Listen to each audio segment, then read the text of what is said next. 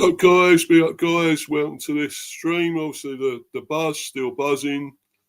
Yet another debate show I'm doing, of course, and it really is involving internationals, of course, now, because unfortunately we're into the international break and no Premier for a couple of weeks, or any other leagues, in fact, for a couple of weeks or so. A little bit boring, I think. But especially when you got a Waddy as manager and don't play the players you think they should be playing, and this and that, and keeps going back to the same old players, tried and trusted, apparently, that he's had before. So obviously delving into that, and obviously the other home nations, obviously predictions for their games, like Wales, Scotland, of course, Northern Ireland, Republic of Ireland. And then, of course, the debate of player power as well. Going to go into that, of course, as we know what happened with Isak and Visser. It's a fucking farce, an absolute debacle on what's going on with contracts, loyalty to a club doesn't seem to matter anymore. And do players have too much power now? That's what it seems to be. But I'm going to go into all that as well later on. I'll just read this couple of comments. Obviously, this is the link here if anyone does want to hop on. Not many in the live chat, of course, only Warren. I'll be bringing him on soon anyway. But yeah, that's the link there. And yeah, Warren saying, let's go, Steve. Yeah, apologies. I was supposed to be on a lot earlier, of course. Had to pop out, got back and then needed a freaking comfort break, which I won't go into the details of that. Nobody wants to know that. So I will move on and we'll go into all this, and I'll bring this sort of these up. Obviously, we're going to go into that first. World Cup Qualifiers 2026, Home Nations score prediction. So I'll bring my guest on, which is Warren, of course, patiently waiting. Apologies to him. Be up to you, sir. Hope you're well, buddy. Yeah, good, mate. How you doing? Yeah, cool, mate. I apologise. I had to go out and then I had to come back and, well, I won't go into what I had to do, but nobody wants to hear that on here. But anyway, I think everyone will know. But anyway, we're basically on here talking about, obviously, the internationals now. There's no Premier for a couple of weeks. It came back, and then we're back to this shit again, aren't we? I don't get it, mate. I just think I don't understand why we have so many international breaks. Like, I saw Arsene Wenger talking about this, and he said all you need to do is have 3 periods. Right, one. I think he even said it, but just do it over a couple of intervals. Yeah. Like 3 or 4 weeks. Like, beginning of the summer, maybe middle of the January, February time, and then one after the season's finished or something. Do you know what I mean? Rather than just every couple of months. Well, the friendlies, you don't need the friendlies. Why bother with friendlies? Well, I don't get that.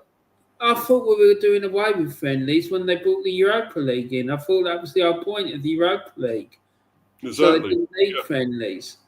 It just makes no sense to me, Steve, at all. No, and it adds more games, Warren. We don't want to be playing more games, do we, really? Well, no, because up as it is. Players. No. They're knackered out. It's a farce, mate. It's an absolute farce, I think. Yeah, okay, I get this. We've got to have qualifiers, obviously. We've got to do qualifiers for these World Cups, Europa, European Championships, and all that. But, it's I just why bother with the friendlies. It's just not needed. And yeah, we're obviously back into the qualifiers now. And big up to you, Manny, by the way. It's coming into the live chat. But obviously we're going to get into the qualifiers, the predictions. Obviously we're going to go through the others, like your team, of course, Scotland and all that. We're going to go through all that. And obviously talking about England That'd be the real big debate with what the German Waddies doing now with the England squad once again. Has to be talked about, I think. So, but anyway, we're going to go into the other scores first, and I've got this obviously just bring the tables up. I mean, we're going to try and get through this fairly quickly today, Warren. We're not going to dwell on it too much, but obviously we'll debate, the major ones with England and all that, and the player power with contracts, loyalty, and all that bollocks that don't seem to matter a lot anymore to a lot of these players. So obviously we'll be discussing that later, but I'll just bring this up, and this is obviously just the table, so it just show you what position so far, and just bring that up, and then I'll put this first one up, which is Luxembourg Island, Northern Ireland, obviously. Do they count as a home nation, Warren? I mean, it's an island, really, isn't it? It's not really it's a bit of a political English nation. It's a bit of a politically charged question. Yeah. 1:45 in the afternoon, mate. Well, they are home nation. Whether they are in effect, I don't know, mate. I want to stay away from the politics if possible. Be up to you. Well, I disagree with you, Manny, about that. I'm sorry, but they are deemed as it's the occupied territories. Let's call it that. Refer to it. A lot of us would refer to it as the occupied territories, but still, there you go. And the fact of the matter is, when someone in Northern Ireland, if they're Catholic, they can choose to play for the Republic. Yeah. So it's it's a politically charged debate. So, but we won't get into that here. Group, let's put it that way. I mean, they should get past Luxembourg. They hopefully get past Slovakia, which will mean, well, you never know. They might even do a job on the Germans. But oh yeah, that'd be great. They're looking at down the barrel of a playoff match. So, in my opinion, there's no games played yet. Is there actually any games played in this group, Buddy? Because I can't see anything. You're saying no games played yet. They started, mate. Obviously Some not. of the groups haven't started yet. Right, because remember when they did the draw, there were some groups that were going to start later than others because of the Europa League. Do you remember? Oh yeah. So I think this might be one of them. But this is a pretty easy one to start with, isn't it? Luxembourg, they're not really anything special, are they? Well, they're not, but they are improving, mate. Yeah. They are. To be fair to them, they are improving. Exactly. The titanium, free every occupied territory. Let's try and leave the politics out of it. Yeah, I think some groups have more teams than others. They start first. Yeah. Yeah, obviously, yeah. But yeah, what do we think of this? So you're saying they're improving Luxembourg, mate. So do you think they surely shouldn't give Northern Ireland any trouble, though, should they? You think? They might. Northern Ireland might struggle to break them down. Do you know what I mean? But and it's in Luxembourg as well. So I think Northern Ireland will probably win it. But I don't think it'll be an avalanche of goals, Steve. No, probably not. I think, you're probably looking at maybe, depending on how well both teams play, it could be 1 or 2-0. Yeah. Because, like I said, they are improving, and to be fair. They're no San Marino or anything, are they? They're better than that. They're not. But, so they're decent. But really, they should be beating these. I think they managed to get out of the Nations League Group D. Yeah. Last round, so that was good. Yeah. I've seen Luxembourg. They have some silky players. Right. Yes. That's true. That is true. Why not be that straightforward then, this one? No, really? well, I think it won't be easy, right?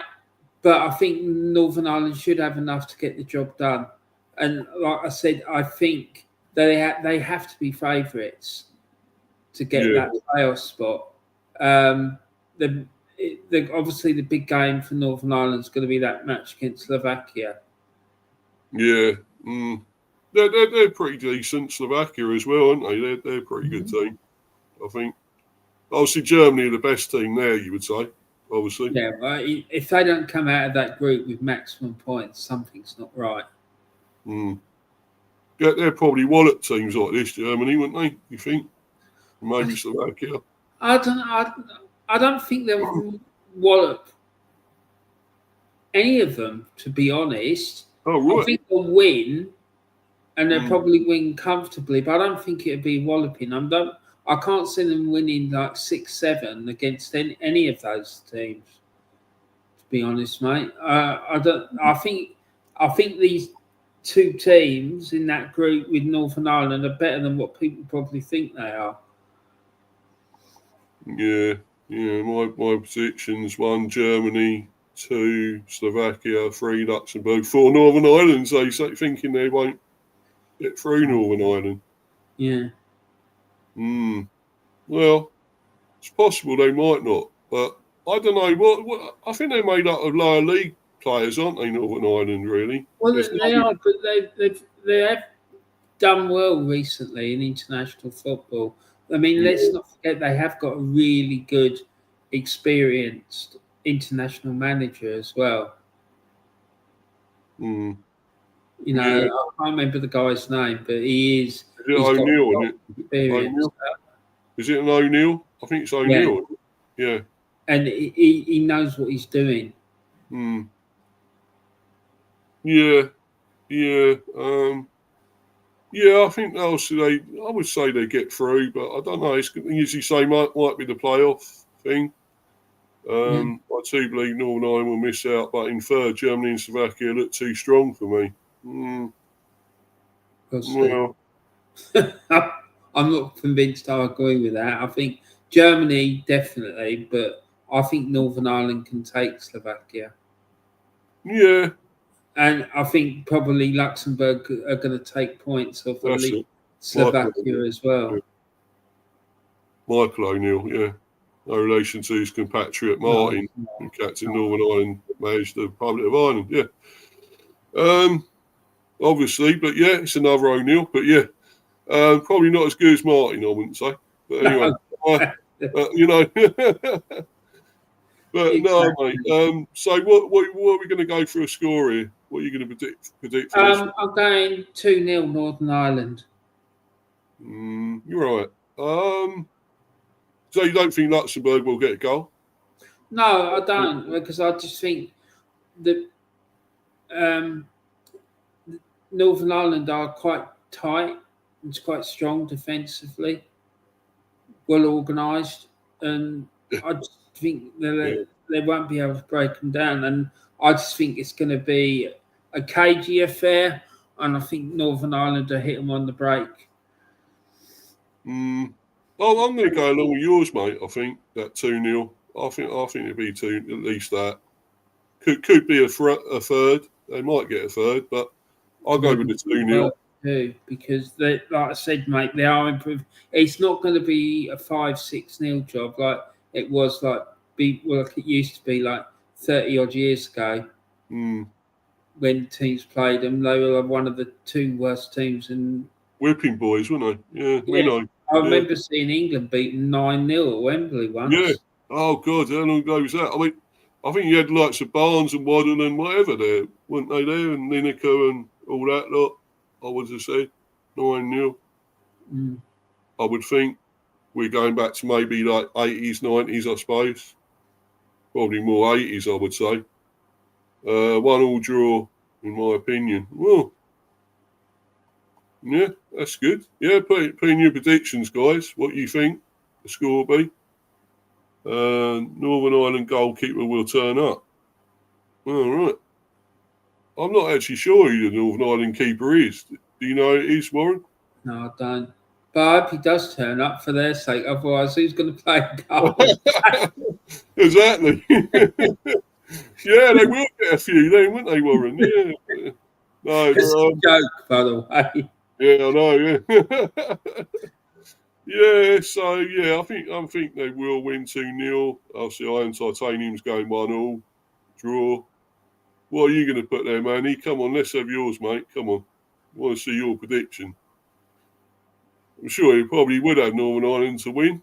Yeah, they're the only two people in there in the live chat at the moment. So, well, we'll move on anyway. See if he comes up with a score. But what's that? It's a black lad, Pierce something. I see what you. Yeah, I don't know, mate. To be honest, Pierce Charles, he's saying here. He's Manny. So Ireland should edge this 2-1. They need to win this. And their first choice goalkeeper is a chap named Pierce Charles. But he's an injury doubt. Bailey Peacock. I know Bailey Peacock Farrell. He should come in. Yeah, I know him. Fairly young guy, I think. He's the early 20s or something. Yeah, Northern Ireland. Yeah. What's that? I don't know. Anyway, so we've done that. Let's move on. And what's the next one we're going to do? Oh, Kazakhstan and Wales. I mean, these are both today, I think, these matches, both of these. So Kazakhstan and Wales is the next one. Where's that? Trying to get to that group now. You've gone past it, mate. Hey? You've gone past it. Gone past it. Oh, right. A bit more. And a bit more. Oh, no. I haven't, have I? Oh, no, that's not it. I thought you'd gone past it. No, you didn't. No, Wales. Where the fuck are Wales? I know where Wales is. I've been there enough. There we are. There it is. Yeah. They got 7 points. Only lost one so far. You'd think they would possibly beat Kazakhstan, wouldn't you? Think they do? Where is it? Is it in Kazakhstan? Oh yeah, could be trickier. Could be trickier. Steve, I'm really struggling not to go on a rant here. Right, 80% of that country is in Asia. Yeah. Right, most of the league teams are in Asia. Why are they playing in UEFA competition? Don't make sense, does it? Do you know what I mean? I just do not understand this. Their teams are in the Champions League, right? And this rant is not got anything to do to the fact that their team knocked out Celtic out of the Champions League. It hasn't, right? Because my anger is directed at Celtic's board for that.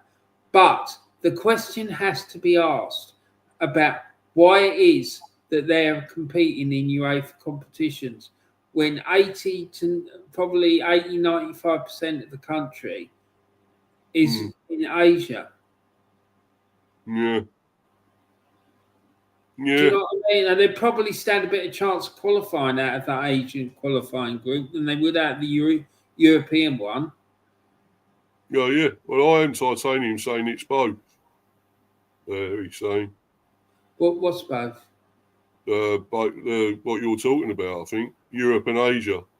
Yeah. Well, it is both, yeah, but it's like 80% of it is in Asia. So why are they not in the Asian section? Yeah. I don't understand it, Steve, because Wales, they're going to have... I remember when Arsenal went out there and they had to play that Europa League final there, right? Me and a few of my mates were thinking about hiring out a van and driving out to the Europa League final till we worked out it was going to take us about a week to get there. Just driving, because it's so far away. We also found out we were going to have to drive through Iran or Iraq to get there. And I said, no, lads, I'm not doing that. No, I don't It would have blame been you. an absolutely incredible adventure. Yeah. I would have loved it, but not putting my life in danger. No, of course not. No. Yeah, mate. Who But, fucks that, isn't it? Yeah. but we were going to drive there because it's so far. Of course it is. Yeah. Yeah, but anyway, so I mean, we've got one. This is Richie's in here, so this one for him, Wales, isn't it? He's Welsh, I think, from Wales. So, what are you going to put there for this one, Rich? Do you fancy Wales to do well? And I think where are they second? So, they should qualify, shouldn't they? Hold on, what are they? 7 points? Yeah, one behind North Macedonia. Belgium there. I think they're going to do it, mate. I really do. Belgium are going through a bit of a transitional phase, but they've yet to lose a game, but they've only played 2. So yeah, well, they ain't got De if they Bruyne. win 2 games in hand, they'll be top of the group. Is De Bruyne? Yeah, is De Bruyne still playing for international or not? Belgium. No idea, mate. Obviously retired for City, but no, he moved. He moved actually. He moved, didn't he? Yeah. But yeah, I think so. But they still got a great team, Belgium, haven't they? Really. Pretty good team. The worst thing about this group is that Belgium had 2 games in hand, so Wales cannot afford to lose their games. So the thing is, the Wales, they've got a new coach, haven't they? It's who's the guy who's coaching them? He's only Craig Bellamy. Yeah, and he's doing a really good job. So I fancy Wales to get a win in Kazakhstan, but it ain't going to be easy because not only is it a distance they've got to travel, it's at altitude as well. Yeah. And that will. Have you ever been to altitude, Steve? Yeah, I've been somewhere. I'll try and think where it was, but yeah, it's not. Yeah, not great. It's not good because you struggle to catch your breath. Breathe, yeah. And you get really tired out. But the good thing is about it, when you come back, you've got loads and loads of energy. Oh, yeah. Do you know what I mean? So it's good in that respect. But while you're there, if they don't get time to acclimatise properly, they're going to struggle.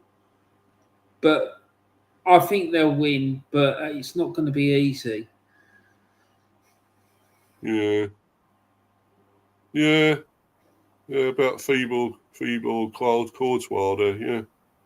Way for a strut. Yeah. Player power, yeah. We will be talking about that very soon. But yeah. This is as you say, it's a long way to go to try and get a result. I don't think they should be doing it, Steve. No. But I've got a huge problem with the way that FIFA do the qualifying for the World Cup. I just think it's all wrong. But they do a lot of stupid things. Let's be honest, they're a lot of pricks, aren't they? In charge of them, but, especially with the World Cups, stage where they're staged basically, which isn't great either, is it? No, it's not. But I do like the idea that it goes around the confederations, as long as it does go around the confederations. Because I noticed that they're talking about taking it to Saudi Arabia for the next World Cup. Well, hold on a minute. 8 years ago, it was in Qatar. So why is it going back to, that confederation again? Yeah.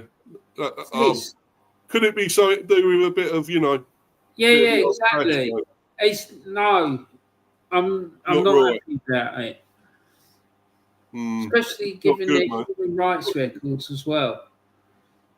Yeah, it's not good, is it? It's not a good look. And it's all about the money and these dodge. What's that bald-headed prick that's to do with it? I know who you mean. Yeah, I can't remember his name, but yeah. When he just takes a load of backhanders and stuff, I think, from the Saudis. It needs liquidating. It's another organisation that needs liquidating and restarting. They're all over the shop. Like football, especially in football, the corruption in football is shocking. Yeah. Yeah. A World Cup in Australasia. Why not take it to Australia and New Zealand and do it there? It's not like they ain't got the grounds, because they've got beautiful rugby grounds. Yeah.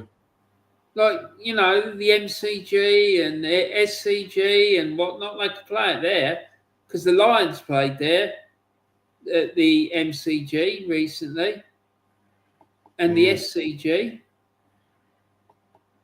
There's just a bit more of a gap around the edge of the, you know, the edge of the oval to the pitch. That's the only thing. But the crowds would be huge. Yeah. Yeah, definitely. But obviously, it's going to be going ahead this game, so we're going to have to come up with a score. Could Wales do something here, Warren? Do you think? Yeah, I think so. I think, like I say, I don't think it'll be like a lot of goals, but I think they'll win 1-0 because of the fact it's at altitude. It's all that time they've got to travel there, and don't be surprised some of their players when they come back put in poor performances for their clubs, or the next international match that they don't struggle if it's like a few days later, because it just takes you out of you. It takes it out of you being at altitude and then having all that travelling. Because it's Steve. We ain't got any players with them, so it won't affect us. But you know, they got Johnson that's at Spurs, isn't it? He's there.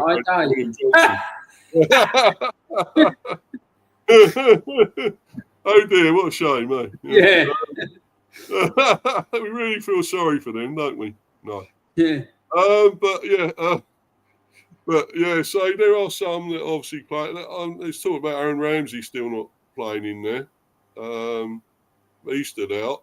So he's one of the big. Well, obviously Gareth Bale.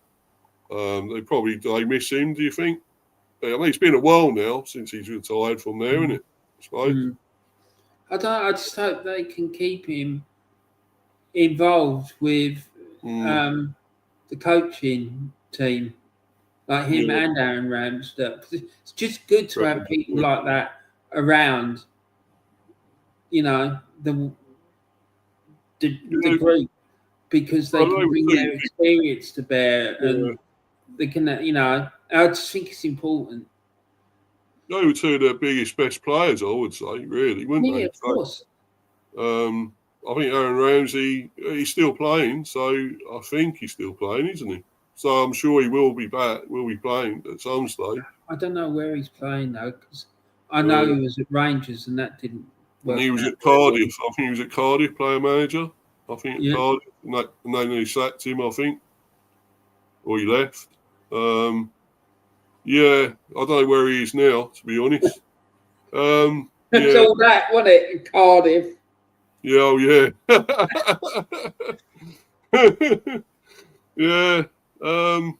Yeah. So I am Titanium's going Belgium top, Wales second, North Macedonia third, Kazakhstan fourth.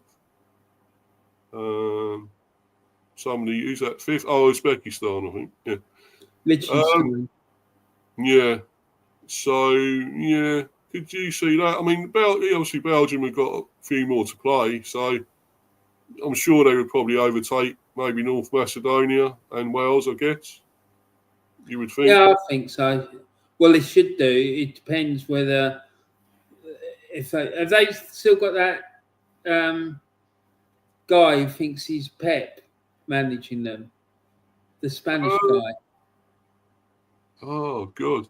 Well, Arteta. I was going to say Arteta. No, there's another guy there. And he's not a good coach. He's not. And he's got Henri as his assistant, I think. What for? Where is it? Belgium. For Belgium? Oh, Belgium. Yeah, I know you mean Martinez. Yeah, I don't rate that guy as coach. No, I think they got rid of him, didn't they? I'm sure he went. But I know that Thierry was there as an assistant as Yeah, well. I don't know if he's still there or not. I'm sure they got rid of him. I'm sure it's someone Oh, else now, but that comment, like from Titanium, yeah, hey, brilliant. North Korea. World Cup in North Korea. Yeah. He's managing Portugal, Manny's saying, Martinez. Yeah. Job. Why does he keep getting these top jobs in international football? He's pretty shit. Why didn't they get Mourinho? Well, yeah, you would think so, wouldn't you? He's like years ahead of that clown. Well, exactly. But there we go. But anyway, what are you saying? 1-0? Did you say 1-0? Wells. Yeah, I think so. But it's going to be tough. Do you know what I mean? Because about the travelling and the altitude and all that carry on. Yeah, I would probably agree. I might go.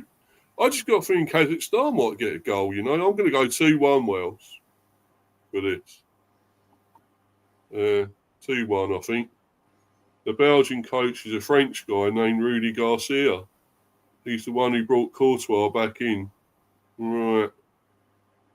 Well, there we go. Well, at his prime, he was a real top goalkeeper, and there's no doubt about that. Whether he still is, another matter. I don't know. I haven't seen him play, Steve, so I can't really comment. Right, but yeah, neither have I. So I don't. Oh, what you mean, Courtois? Not recently. Oh, right, yeah. Well, he was great when he was at Chelsea and Real Madrid, whatever. But yeah, is he still there? Is he still at Real Madrid? I don't know. Is he? I think he might be. I'm not totally sure. Unless he has moved on, who knows? If he's past his best, I can't imagine that Don Carlo would keep him on. He'd just like get rid of him because he's a bit ruthless like that, old Don Carlo. Yeah. But anyway, let's move on. We're going on to your team there, Warren, Scotland, and we get to their table and see. Go up now. Have I gone past it again? Probably not. I don't know. No, there it is. Right, Group C, and yet to play again. There's no teams played there yet. Yeah. Denmark's a tough one, isn't it? That is going to be tough. They're all tough, mate. There ain't an easy game in that group. Look at the teams they're playing against, right? Let's start off with it. Like Belarus, right? They're in league with the Russians, right? So you never know what you're going to expect, what fucking fun and games you're going to get when you go out there. Like loud music being played outside the hotel where the team's staying all hours of the night to keep the team awake. Denmark, they're a very good technical side. Greeks are probably one of the best teams in Europe at the minute. Yeah, a bit slippery, the Greece. Huh? Bit slippery, Greece, isn't they? They're a good side. They hammered England at Wembley recently. Oh, yeah, of course they did, didn't they? Yeah, I remember it. They hammered us twice in the Europa League playoffs. So I'm not looking forward to that game against the Greeks. I don't think we're getting out of that group. I don't even think we're going to get a playoff match. I think we'll lose that game tomorrow against the Danes. Kieran Tierney's not in the squad. Neither's Anthony Ralston. They both had to pull out because of slight injuries. You got Ben Doak and all that. Is he there? Yeah, we've got good players. I don't rate this manager. He's been there too long, Clark, isn't he? He's another negative Nelly, isn't he, Clark? Yeah, he is. Too defensive and whatever, passing around at the back. And it really pissed me off after the World Cup draw. And he was sitting there and he did a press conference and he was laughing about us winning the World Cup, like making out it was impossible. And I was thinking, well, What sort of fucking attitude is that? Yeah. You've got to believe that you have got a chance to do it. Otherwise, why bother? Right, just like fucking, Yeah. he's given up already and hasn't even played a game yet. But that being said, that group is really tough, and I just do not see them getting out of it. I can't. I'm like, they're going to have to get something out of that game tomorrow against the Danes, because we ain't getting nothing from Greece. And then that, as well as that, we got them beat Danes at home, and then make sure we beat Belarus home. No, I just don't see it happening, Steve. We might get good performances, but Greece are way too strong. I say I think they're one of the best teams in Europe at the minute. Yeah. And well, for this, they might won't have Norgard or anything. He's still injured, isn't he? Norgard, I believe. And but the Scandinavians at the moment are going through a bit of a renaissance. Damsgaard to be there. Damsgaard. Yeah, exactly. And like Norway, Denmark, Sweden, they're all got really good youth development systems in place, and it's polar opposite to what we've got. It's like getting kids, like 5, 6-year-old kids, to play with full-size footballs on full-size football pitches. For fuck's sake! Oh, it just makes me so angry, because the people running Scottish football have not got a fucking clue what they're doing, and there's loads of other issues that are holding the country back, and I'm not going to go into it on here because I could go into a massive rant about it, Steve, and we could be sitting here fucking 3-4 hours, me going off about it. So no, I just don't see it happening, mate. Yeah. Well, sorry, Manny, but like no team who goes to England and Wembley and wins 3-0 is an average.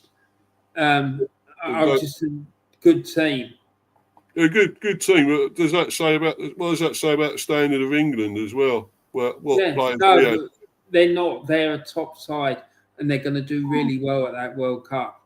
They've got some really top draw players. They're good. They've got good youngsters now as well. They're not got all the, because they used to be an old, made up of older players, didn't they? Really old players, but now they've got transition to the younger players and that, haven't they? A lot of young talent there now. Trying to think of the guy, because they was in the World Cup or Euros or something. They done well there, didn't they? I think in Euros and they had a really young guy. Trying to think of his name. Is he 18 or something? Rather, was really good.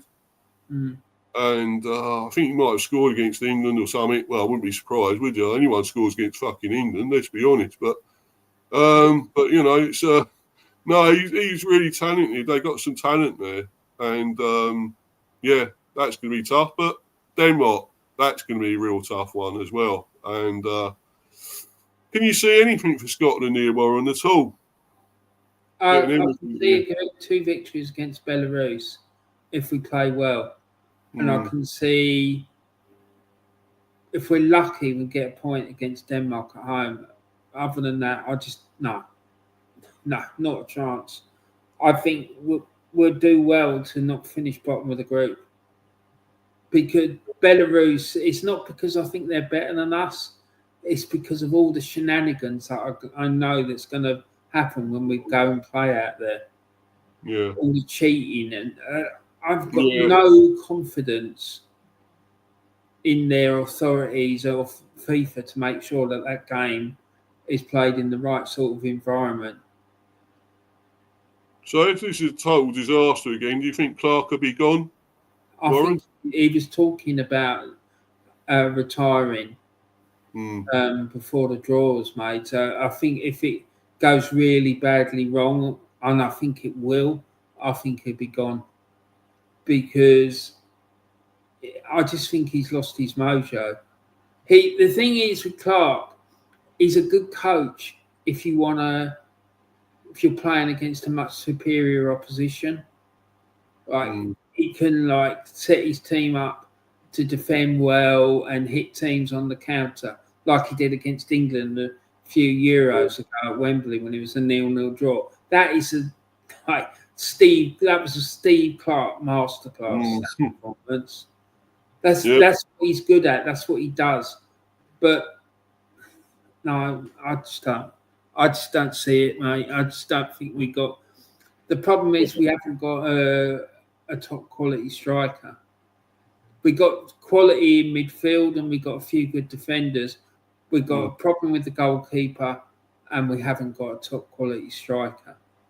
So that's the thing, isn't it? I know you got, like, in your midfield, of course, you got young Ben Doak. Would you say he's your most talented player, more recent talented player you've had for a while? Yeah, I'd say so. Creative-wise, yeah, because going forward, he's a handful. He really is. But we've also got Aaron Hickey. Yeah. Aaron Hickey. He's definitely going to get some game time in these games. Certainly against Denmark. I'll be surprised if he doesn't start that game. That's good for us, as long as he don't get fucking injured again, mate. That's what I'm worried about. And then we won't have him playing for a while. No, he's not going to come back, for the B. So no, exactly, but he will get game time. But I'll be surprised if he doesn't start. But if he doesn't start, he'll play some part in the match. That's for sure. And the other sort of better players like McGinn, I suppose you would say McGinn's good. McGinn, yeah, you've got McGinn, you've got McTominay. You've got the young lad that went to Italy with McTominay. What's his name? Oh, God. Trying to think. Yeah, he's a midfield player, creative midfield player. The midfield is strong, Steve. It really is. Like, if we had players across the rest of the pitch as good as our midfield players, I'd be singing a different tune. That's not the issue. I suppose your defence is fairly strong still. Sort of. We've got Aaron Hickey and we've got Andy Robertson. Billy Gilmore. That's one. Billy Gilmore, yeah. Yeah. But the goalkeeping situation is a bit of a problem because there's a couple of injuries there, and one of them's like sort of over 40 or just a bit over, and it's not good. So I don't know. I'm not confident because we just haven't got a striker. We have not got a striker. I mean, it's been a problem for donkey's years. And it goes back yet again to what I've been going on about for the last 30, 40 years. I've been arguing with the Scottish FA, mate. There's been letters going backwards and forwards between us for decades, like me kicking off about it, because we don't seem to know how to produce young players. Yeah. Do you know what I mean? It's just a joke. Yeah, you should have the talent there, really. You should, but it's not forthcoming. I remember the teams you used to have years ago, the big players like the likes of Dalglish, Souness, and all that lot. Were massive, great teams. You had Gemmell and all that lot as well, and everything. But we're going back a long way there, like 80s, 70s, 80s, and that, I suppose, aren't we? Really. Exactly, but the problem is all these other countries have caught us up and taken us over. Do you know they've caught us up and gone past us? That's the issue. We haven't kept pace. I don't know if it's arrogance, whether it's like self-interest, or it's. If I had to put my finger on it, I'd say a lot of it's to do with religious bigotry, and also with arrogance, because the business about religious bigotry has been going on in Scottish society since about the last 500-600 years. So it ain't going to go away overnight. No. Do you know what I mean? It's so annoying. No, another one I mean, you'll definitely remember Colin Hendry, wouldn't you? The defender you had, Scotland, and where was he? Blackburn and everything, wouldn't he? Played for them. Well, I've seen recently he's living on the streets. Did you know that? That's terrible. So how can that be allowed to happen? It's like Kenny Sansom, he was like in a park. Well, he was alcoholic though, wasn't he, as well? Yeah. And like Arsenal did nothing to help him, as far as I know. No. You know, I would have Arsenal, all those millions of pounds, they could have got a contract from, you know, one of these alcohol rehab. Yeah, the AA. There's plenty of them in London, Steve. Right, got a contract. Can you help sort out one of our ex-players?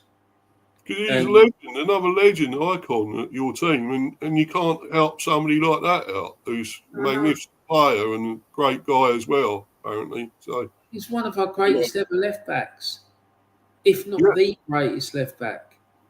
And he's like being left to flounder in a park drinking fucking £1, 2 litre bottles of cider, and like no. No, it's really sad. It's terrible how it's gone for these players that we remember them growing up, our boyhood players. We remember them, you know, superb players, and it is shocking. Like you know, Colin Hendry, they thought of him like sleeping in a park somewhere. I just no, it's just not right, mate. No, it's not. It's not. It's not right that anyone should have to do that, but.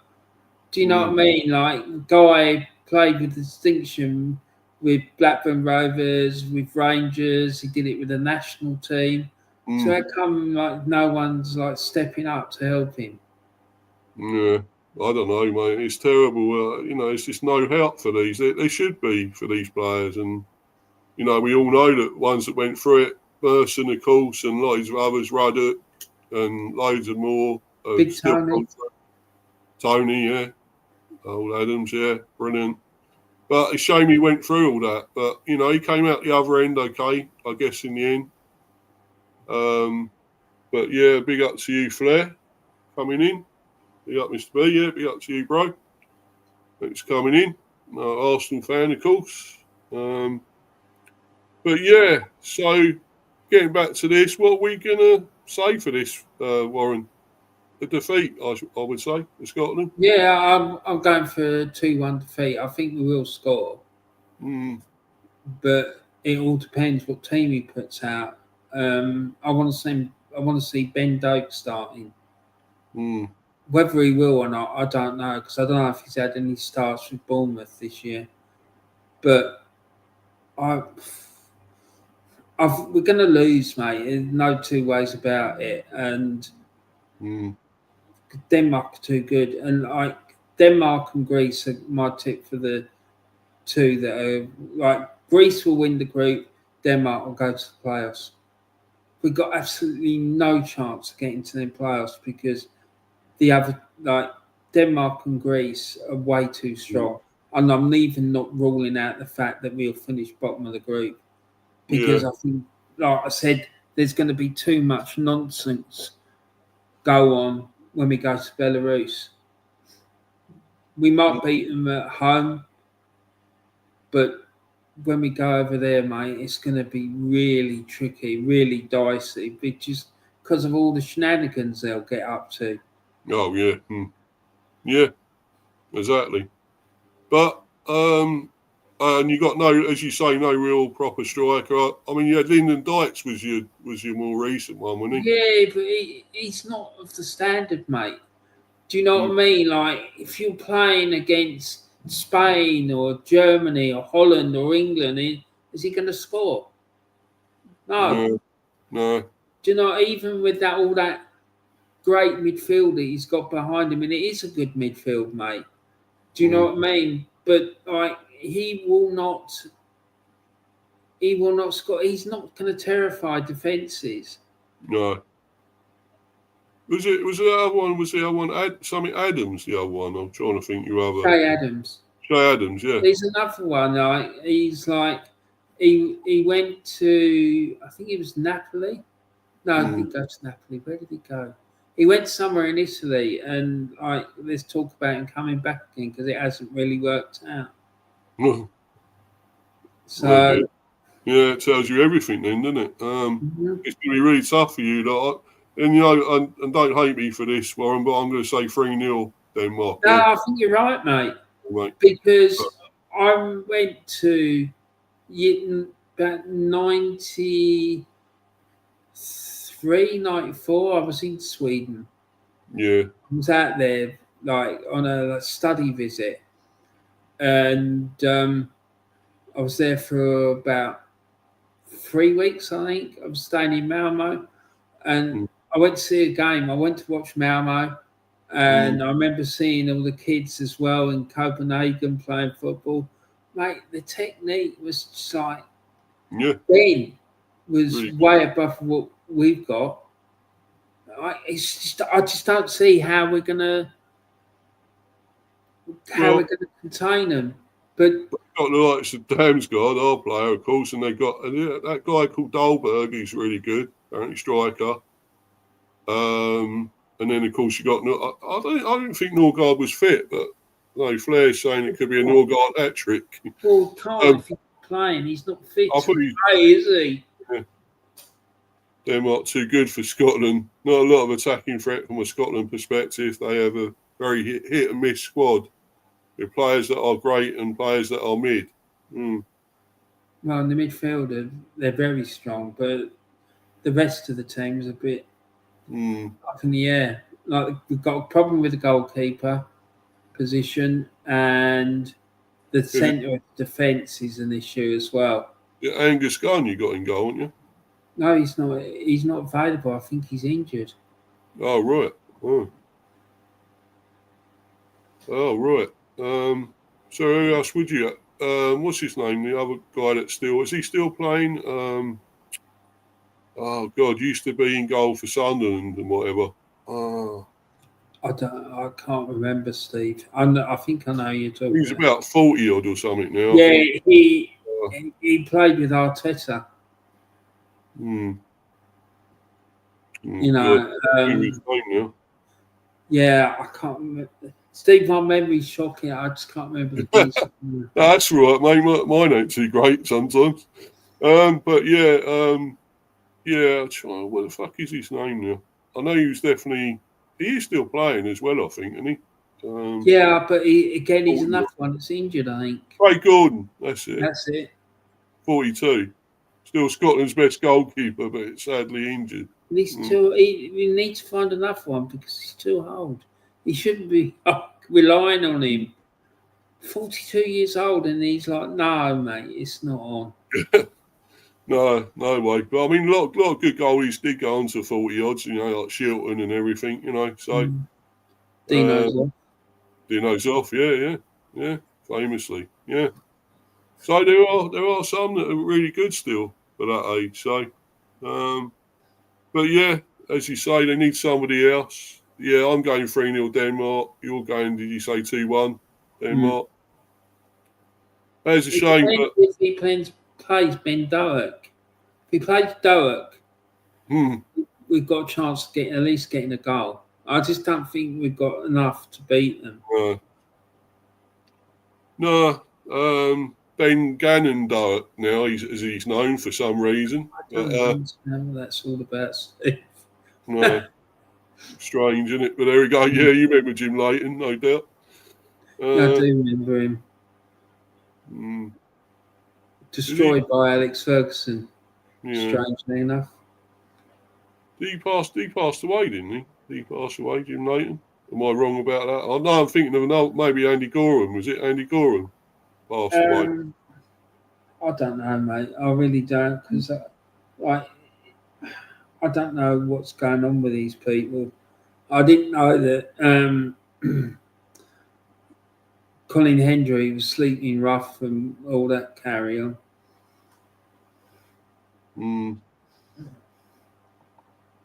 No, he's still alive. Oh, sorry. Apologies to anyone that's watching, even if he's watching himself.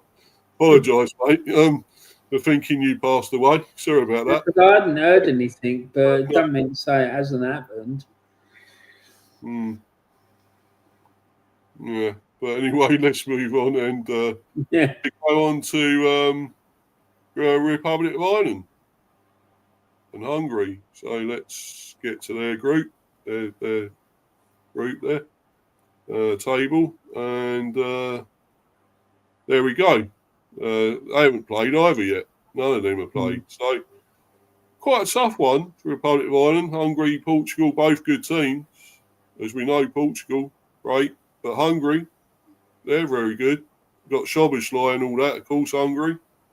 I think they're overrated, mate. I really do. I mean, when we played against them at the Euros, we had a gilt-edged chance to qualify out of the group, and because of the tactics that were employed, we bottled it, and that's down to Steve Clarke. I still think they're stronger than Ireland, though, and I think Ireland have finished third in that group because Armenia they're dreadful, but I can't see. I don't think Hungary are all that, and I think they'll get knocked out in the playoffs for the World Cup, and I think Portugal will win the group comfortably. Yeah, as Flair's saying as well, there, like what you just said, Hungary incredibly overrated. Yeah, Ireland should finish third. Well, yeah, I don't know. What about Armenia? Draw in this game against the Hungarians. Well, it's at home as well, isn't it? So, I think they should get something here. But the thing is, it depends what sort of form Evan Ferguson is in going into this game, and whether or not they play Liam Scales. Because if Liam Scales plays, and that again with alongside your fella, what's his name? Collins, yeah, Nathan Collins. Nathan Collins. That he should play. Yeah, but the problem is every time Nathan Collins plays for Ireland, he always fucks up. Yeah, he's better for us than them, isn't he? He's better for us than for Republic of Ireland. Yeah, it's like watching Roslev play, mate. That's how bad it is. Yeah, I've got the link in here, Flair, if you want. It's on the live chat, mate, if you want to come on. I've got it on here. Hold on. Where did I put it? Yeah, here. Yeah, it's there. You can hop on. Yeah. Or I might just send it to you as well. So it'd be good to have someone else on, wouldn't it? So yeah, I'll send it to you anyway. But it is in the live chat. But yeah, so yeah, as you say, they might get something. I would say could do something against Hungary here. I might actually go for a 2-1 Republic of Ireland, you know. Oh, he's on. He's come on. He's on you. Be up, Flair. How you doing, bro? How you doing? You all right? Yeah, cool. So, what you got predictions for any of these games and that? I mean, we've gone through most of them now, but I think the home ones. Portugal will finish top of the group. No doubt in my mind about that. I think they're just far too good for any of the people in this, any of the teams in this table. So I think Republic of Ireland, I think they've got a really good chance. I think, as Manny was saying, I think that they've got a very good squad. But yeah, for me, it's still a Portugal to finish first. With CR7, obviously they've got a lot of good players, and I honestly agree that Hungary is a really overrated squad because I mean, Szoboszlai is one of their best players. Yeah, he's quality. Yeah. Probably is their best player. That's really scored against you, lot, didn't he? Yeah, hell of a goal. Yeah. I can't agree, Steve. You have a point when you say that Hungary aren't quite as good, but as long as they have Szoboszlai, they'll always have a chance. But you can't go on one man. It's not one man. Yeah, exactly. They're not. Sorry, Manny, that's nonsense. It's not exactly like Szoboszlai can carry them like Suarez did at Liverpool or something like that. You know, it's not a one-man team. It's not. No. It's a World Cup qualifiers. Does that mean that if you put Ronaldo in San Marino, they'd suddenly be a threat? Yeah. No. Yeah. Definitely not. But you know, I mean, why are they still going? I mean, what is Ronaldo now? Is he 41 or 2 or something now? Is he something like Ronaldo? This is the thing. I think Portugal need to drop him. They need to stop playing him because he's holding that team back. He controls them, I think. He's more like the manager and captain, and he tries to control the team. Get rid of him. So he's the captain, yes, but he ain't the coach. Tell the coach, go there and just say, no, I'm not picking him. Because when he's not there, they play way better. Exactly, yeah. They got a lot of talent. They got a lot of good players. So he gets the goals for them, though. I think he's. Well, does he? Because he does. Well, does he? Still, though, not as much. Still ask the question, does he? Because they've got plenty of other attacking players in there. They don't perform as well when he's in the team, and there's too much of a sideshow around him. Like it's like I'm the main man. I'm the main man here, you know. Yeah, I know. It's like, no, fuck that. I don't care. Get him out and get someone in who can play part of a team. I'm not convinced about him anymore. I think just he's had his day, and it's time to move on. I agree. Let some talent start, but then maybe I would keep him on the bench. Well, what about Fernandes? Do you think he's going to carry on well there with Portugal? Is he cat? No, he wouldn't be cat. Or is he captain of Portugal? Who is cat? I suppose Ronaldo. I suppose you'd say. Yeah, exactly. But he's good. He's a good player, Fernandes. But I think he's a whinging, moaning. He's another one I'd kick out the team. He's too much drama around him. Like, I don't think he's good enough to play for Manchester United, let alone Portugal. Agree. Yeah. Well, with that penalty he had, he fucking sent it into orbit, didn't he? Remember that? That's terrible. And then he whinged about the referee, going into the referee, knocking him over and that. I thought, well, fucking what are you, man or mouse, you know? Incredibly over. I just don't think he's that good, mate. He's not. No. But they've got some very good players still, Portugal, and they should be too much. They probably should, will finish top, I would say. I think, could Republic of Ireland probably get second then? No. Third.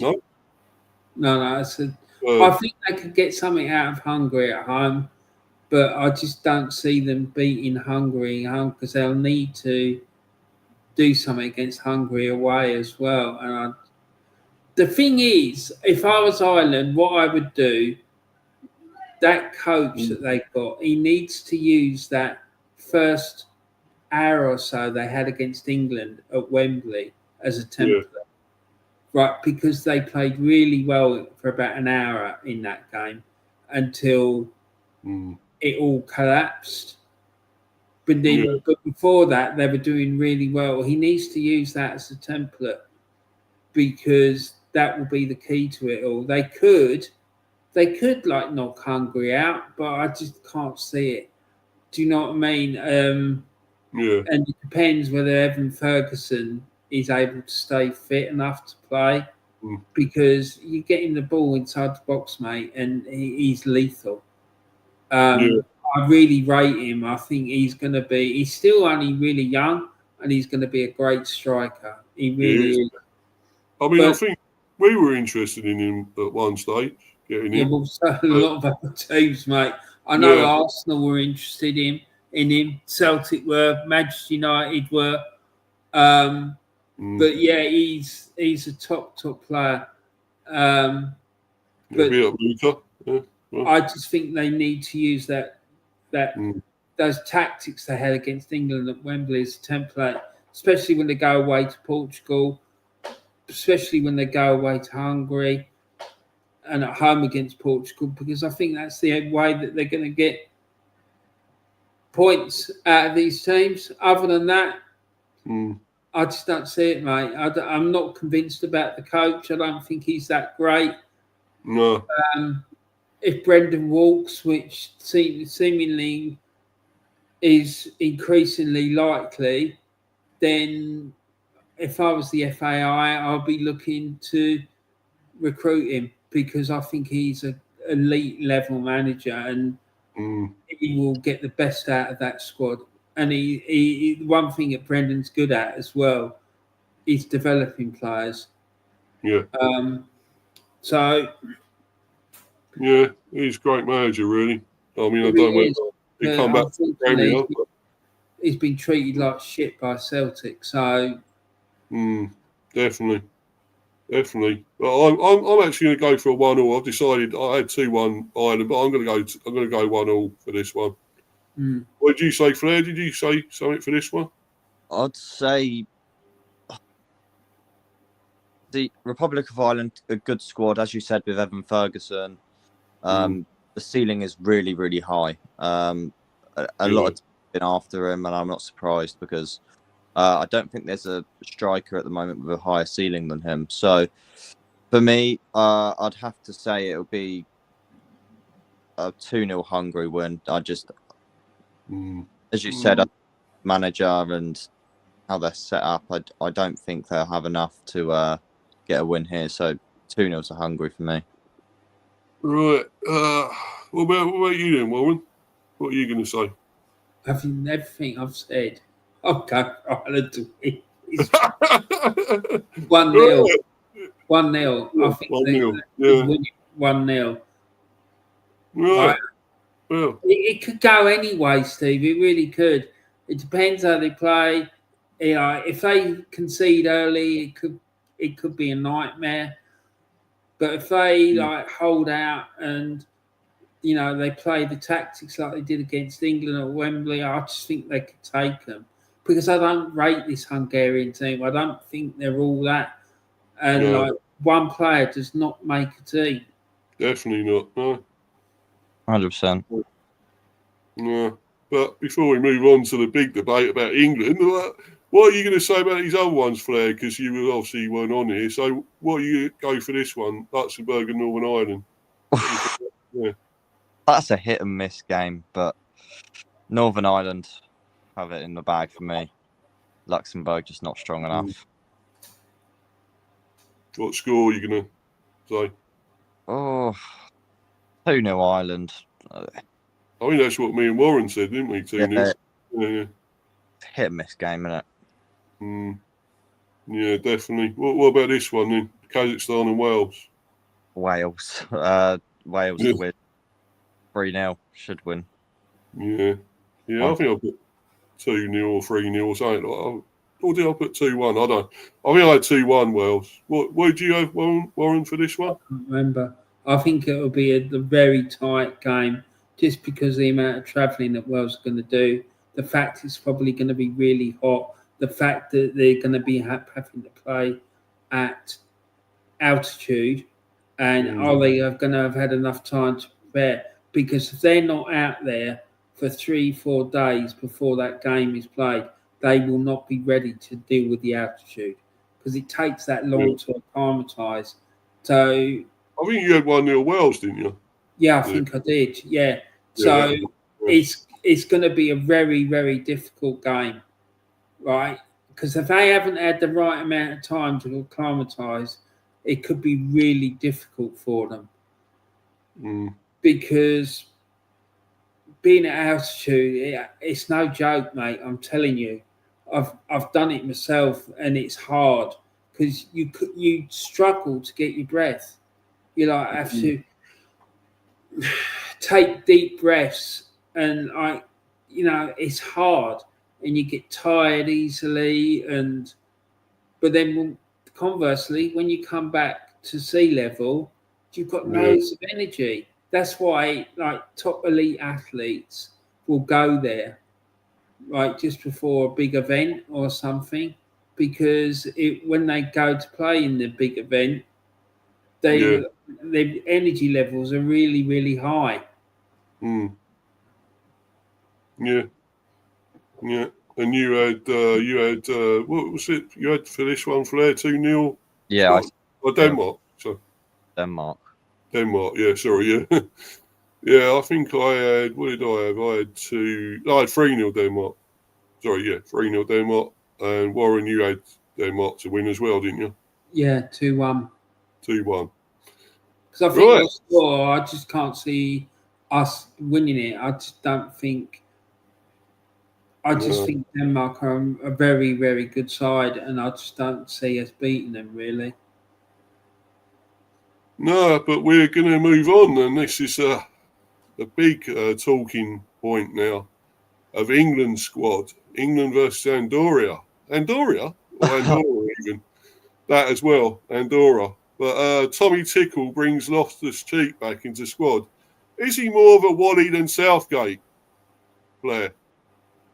Loftus-Cheek, I think he has really been performing. I think he's at Milan now. He ain't been in, is it 6 years? Yeah. Ruben Loftus-Cheek, I think he has stepped up since leaving Chelsea. He has been a really solid player. So, because I do watch some of the international games, especially in the Serie A, and I can say that Ruben Loftus-Cheek will be a really good addition to this England squad. I mean, after 6 years is crazy though. Like, I'm really surprised that he hasn't been called up sooner, because I think he's an amazing player, and I think that he's been really hard done by not getting called up sooner. I think maybe two years ago I would have called him back. So, a good addition. But there are some others that I can say maybe why the hell have they been called up? Like, pretty sure Henderson's in. Yeah, what is all this about? I mean, even last time we got the sheet out for the England squad, Henderson was in it, and God knows why. God knows why. Because what is he exactly going to do to help? What is he going to bring to the table when we've got other players who can do 10 times the job? Exactly, buddy. Yeah, exactly. I don't understand it. I still don't know why we bought him. But then again, he did okay when he's played for us. But then again, I don't know. I'm still not sure. But why he's come back, and what's it? Tickle keeps saying, and I will call him Tommy Tickle. I'm not going to call him Tickle, because I think he is bloody like a bloody Mr. Man character, or bloody absolute Wally anyway. And I think why go back to these? Because he's saying, well, they played under me. I know these players. I know them off by heart. But why? You can't just do it based off that, can you? Because they used to play for you and you know them off by heart. That doesn't work like that. You've got to put players in on form and doing well for their clubs right now. And it's the same shit we had with Southgate. The same fucking thing. You know, and we thought this guy would be better and bring the team on and get the younger players in, the ones, coming through, playing really well. Let's say like Branthwaite, Hinshelwood, players like that. And, ones going forward, the probably ones at like Arsenal, although you got, what's his name, Lewis Skelly. But he'd play him as left back as well. And he's not a left back, is he? He's left midfield. Yeah, he's more of a midfielder, but he did do very well in that left back possession. So, I mean, maybe for the England squad, I'd probably put him into the central midfield, see how he flares. But defensively, I think his judgment can be a little bit poor. He's quite a reckless player. Like, he can go in for a challenge and regret it a little bit later. So, I think it's good to call him up, though. It's definitely good to call Miles Lewis-Skelly up, because he's a young, upcoming talent. Yeah. And he has a lot of potential. I think the ceiling's also very high for him. But yeah, moving him into that midfield maybe would be a good decision. I mean, what do you make of the squad? And what about you, Warren? What did you make of all this as well? I just think it's a lot of nonsense. Why is he picking all these players that have, like, for example, this Ruben Loftus-Cheek character? He hasn't been in the England squad for 6 years, is it? Yeah.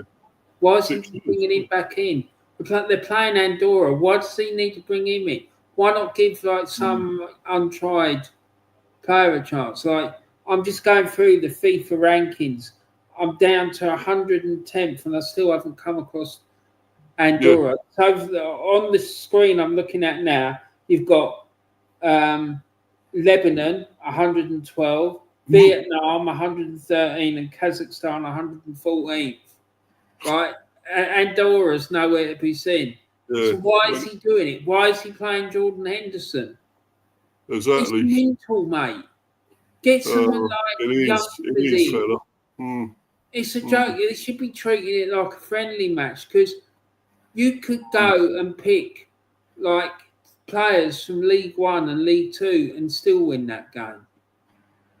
No disrespect to Andorra, but they're not they're not going to be a threat. No.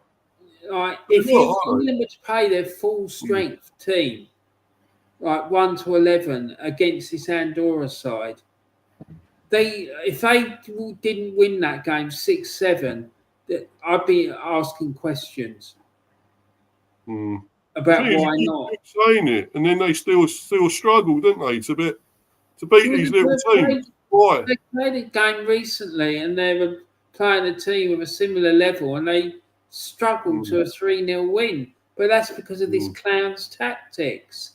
Yeah. You know, we thought we'd move past Southgate and people like that, and then bloody McLaren and whatever. All failures. You'd think Ramsdale would maybe be called up for this, considering it's Andorra. Yeah. Who was the guy who played for Palace in the cup final? Henderson. Oh, you mean the goalie? Sorry, Henderson. Yeah, sorry. He's there. Well, that's good. That's Dean Henderson. I'll be playing him, mate, to be honest, or like a kid. But he played against Senegal, didn't they? And they conceded 3 within goal. Like, Senegal's a decent outfit. This is like... It's only Andorra, yeah. What are they going to do? Right. I'm down to 150 now, and I still haven't found them. I want to see James Trafford get some game time, though. Yeah. He's going to be number 2 now for City. Now Donnarumma's there, isn't he? He's going to be way back there now, unfortunately. Well, here we go. 174th they are, and they've gone down the rankings. And I think, what did we do last? Was it 2-0 or something? We beat them last time, something like that, wasn't it? Was it 2-0? I believe. And that was away, wasn't it? That was in Andorra. Yeah.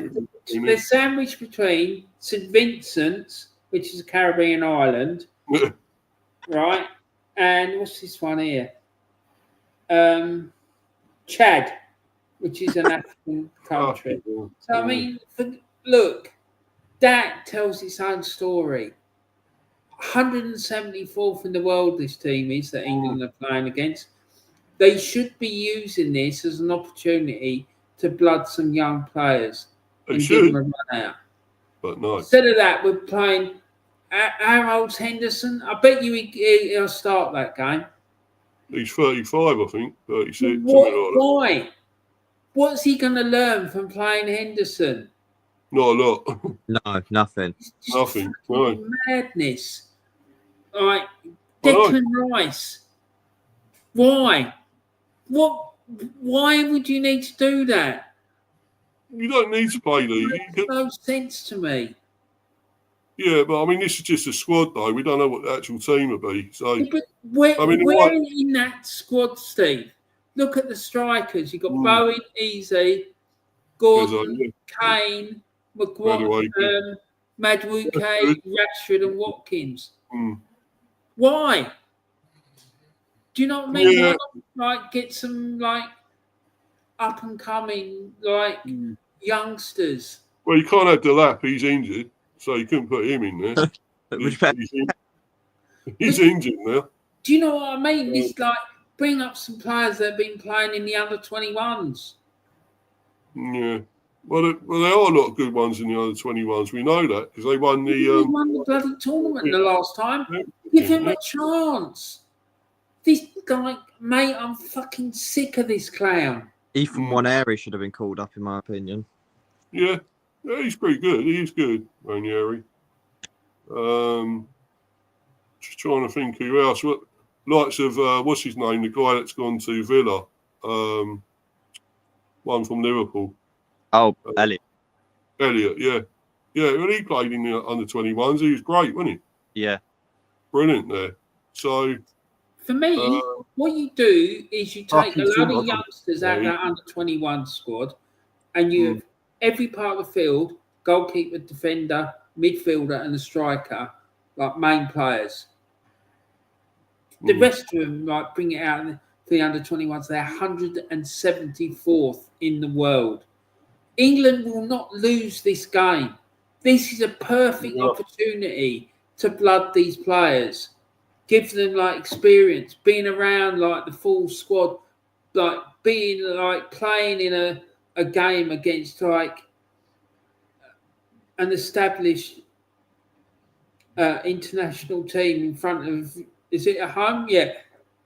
In front of your own crowd, like, so they can get some experience. So that if they have to call on them in a game against a much stronger opposition, they won't get fazed by it.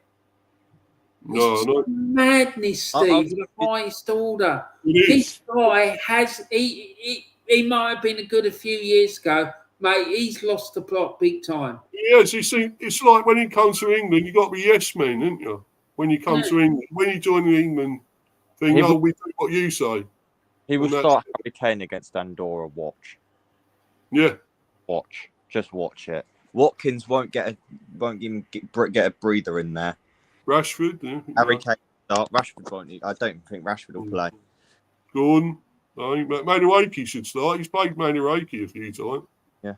For England. No. He's dog shit, mate. I don't know why Arsenal signed him. He wasn't good enough at Chelsea. He never made it at Chelsea. That's why are Arsenal signing him. It's all bullshit, mate. He's done well for us. Bullshit, a lot of it. You don't get me fucking started about this fucking transfer window for Arsenal, because I'm going to fucking rate it 1 out of 10. It was fucking bollocks. Absolute fucking bollocks. Like, all these players, easy, not good enough. He scored as many goals in 3 seasons as what Ian Wright did in 1. And he's supposed to be, he's fucking great. He's this, he's that. Bullshit. He ain't fucking good enough. If he was that good, Palace would have finished way up higher up the table than they did. I can really... Fucking bollocks. That fucking football club is fucking finished. Like, this fucking clown they've got doing the deals. What's his name? I'll call him Bertie Bassett. He's fucking shit. He had one fucking task to do when he came into this fucking football club, and he still hasn't done it. Sack Arteta. The man is fucking clown. He hasn't got a clue what he's doing. He's holding the club back. He's fucking treats players like shit. He's tactically inept. The list goes on and on and on and on and on. Fucking, and this clown is just allowing him to run a fucking mock. No, mate, I'm not having it. Like, Madwood should be in that squad. Easy. What's your opinion, Flair? In that fucking squad. Warren, I'll just go ask Flair what he thinks. You know, obviously reply to all that. Because he's another. No, it's all right, mate. He's another Arsenal fan. I was just going to say, one main player, specifically for this game against Andorra, ranked 174. One player from each section, who's an established, experienced player, the defence, midfield, and attack. The rest of them should come from the under-21s. Because that squad, mate, for this game is ridiculous. Yeah, it is. I totally agree. Yeah, but what was your opinion there, Flair, and what Warren said about with Arsenal and all that? I can agree about Arteta. I think he should have been out this season. He should not still be in Arsenal. He should, everyone's saying, "I'll give him the chance, give him one more season." No, he's had enough time. This is it. And in regards to the transfer window, we haven't signed a world-class player. Everyone's saying Victor Gyökeres this, Victor. I said it. I got absolutely railed for what I said, but we haven't signed a world-class player. There's no statement signing in this transfer window. Victor Gyökeres is not a statement signing. Yeah. And I got a lot of slate for saying that, but it's true. There's no, you're getting a guy from Portugal here. He's got no experience in the Premier League. And he scored 2 against Leeds. Wow, that's massive, that is. 2 goals flipping side that's just come up. Like, there's no world-class players that come in. Rodrigo would be a world-class signing. You was after him, weren't you? Quite a while. Yeah, Alexander Isak, if we'd got him, world-class. You look at Liverpool, they've got Jeremy Frimpong who's come in, who's a world-class player. They've got Florian Wirtz, world-class player. Like, they've got... Ekatike in that, yeah, TK, world-class player. Like, he's got experience in the bigger leagues. So, there's absolutely... some of the signings this window, I mean, Madueke, I think would be a good cover, but for what I would not have paid what Arsenal paid for him. I would have paid 20 million at least for a bench. They pulled your pants down for him, that wasn't it? They really did. Yeah, Pulled your pants down for that. Yeah. And Chelsea have been doing it to everyone. Chelsea have pulled the pants down of a lot of clubs this season, especially Fulham getting bloody 30 million for Tyreek George, who's never even proven himself. He's done what exactly? So, I mean, we need to unless we get in world-class players, we've got no chance of winning the league. There's no player in the Arsenal squad is world-class. Bukayo Saka's class. He's too inconsistent. He's too injury-prone. And we need to build a team that is like Liverpool, has world-class players. There's none. There's none in this Arsenal squad. There's no You're win. going to do that to Arteta goes, really, isn't it? That's the only time you're going to start doing it. Or is it the board as well? Are they to do with it? The owners? Yeah. I mean, the Cronkays have been all up their arse for a lot of time. I mean, and I mean, Stan's never there. He's always fucking off to his NFL team. Yeah. Josh Kroenkes the only one who's actually there for the club, and I mean, what exactly has he done? I mean, I can't exactly entirely blame the board because they've still given us the money. It's just what has been done with the money that we've been given, I think, is shit. Yeah. Well, you got a clown running it, isn't it? That's the problem. Needs to be sold. Trossard needs to be sold, and get Rodrigo in. Steve, can I just say something? Yeah, go on, Warren. Yeah. Blair, don't listen to these idiots, right? Don't allow them to bully you. And because I heard you say when you first started talking that you got a lot of stick, ignore them because they ain't got a fucking clue what they're talking about, buddy. Right? Do not allow these clowns to bully you. You stick by your guns. If you think it's wrong in your eyes, then it's wrong. Don't let anyone fucking tell you anything different, right? This business about the Cronkies, they are, for me, they're the biggest, along with the fans, they're the biggest problem in the club, right? I've had people telling me, oh, it's not their fault, they're giving the money. I'm sorry, it's being the chairman of a football club or the owner of a football club ain't just about dishing out checks willy-nilly. It's also about holding your staff to account. No one's holding Arteta to account. And I've heard from reliable sources that Arteta is top dog. He's almost untouchable in that club. That is wrong. The guy is the manager. It's wrong.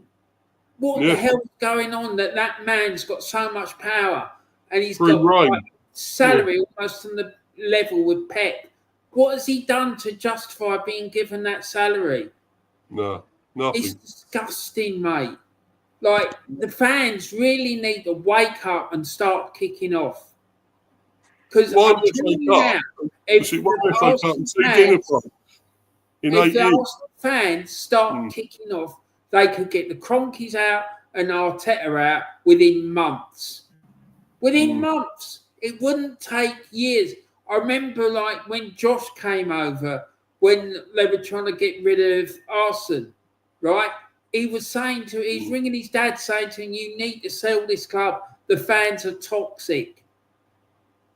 Right? Honestly, if we started kicking off and it was done in a coordinated manner, we could get a lot of them out. And that's what needs to happen. If this club is serious about wanting to win trophies, they need to get the cronkies out, the board out, and like 90% of the fan base, and also the manager and that bloody clown, that imposter, Bertie Bassett, because I'm sorry. Like, it's not acceptable signing all these world-class players and then hoodwinking and brainwashing the fans into believing that there's something that they're not. Because that's what's going on, mate. It is absolute shambles. None of them are well. I've been supporting this club since 1972, and I've never, ever seen it as in a bigger mess as it is now. Whatever happens, right, if we got rid of Arteta, right, say he got sacked tomorrow, right, and we appointed a new manager, it's going to take them, I'd say, at least 3 or 4 years to sort out this mess. Because we've got loads of players there on huge salaries that they've done nothing to justify those salaries, and we'll never be able to get them out of the club. It's a shambles what's going on at this club. It is, yeah. It's a shame, isn't it? Because you're such a giant club, you're a massive club. I mean, well, we were, Steve. I'm beginning to. I think that when those days are gone, I think all the time we've got the Cronkies and Arteta there, it's not going to change. No, they've got constant dumbing down of expectations and brainwashing fans and putting more importance on selling merchandise and all the associated goods and services that go around the match day experience. It's all bullshit. The whole lot of it's just it's more akin to a marketing and publicity agency than it is a fucking football club. Yeah. It is a football club. End of story. Start acting like one. It should be about what you do on the pitch and what you do, and all that. I mean, look, you won 1 FA Cup and 2 fucking dinner plates. How does that keep you in a fucking job for 8 years? I know, exactly. And because I get invited there a couple of times, obviously through my Instagram and stuff like that. They want me to do all sorts of stuff with them.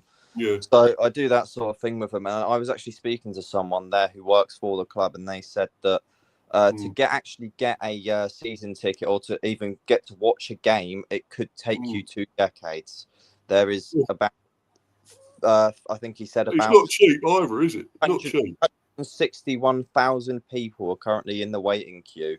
And when I called them asking if I could get a ticket, if I could buy a season ticket, buy just a 1 game pass, they said, what we can do is we can offer you a place, but it's going to cost you £50. You might not even get a chance to watch the game. And if you don't get to watch the game, we'll give you a free water bottle. Oh, so fuck that. I can tell you what to do with that water bottle, I would have said. £50 for, in effect, you're being offered a £50 water bottle. Which I tell you is shit, because I've had one of their water bottles and the lid don't sit on the thing properly. It's all about the merch, isn't it? Merch FC. What you've just told me, Flair, is absolutely disgraceful. If I were you, mate, write to the FSA and tell them what you've just said, because that is disgusting. It needs calling out. I had a massive issue with them, and I started emailing. I kicked off about the club, as I always do for many years now, right? But it was something to do. I can't remember what it was about, but it was quite serious. It was about ticket allocations, I think. And lo and behold, I've been on the waiting list for a season ticket since 2002. Awful. And at that point, or maybe even earlier, right?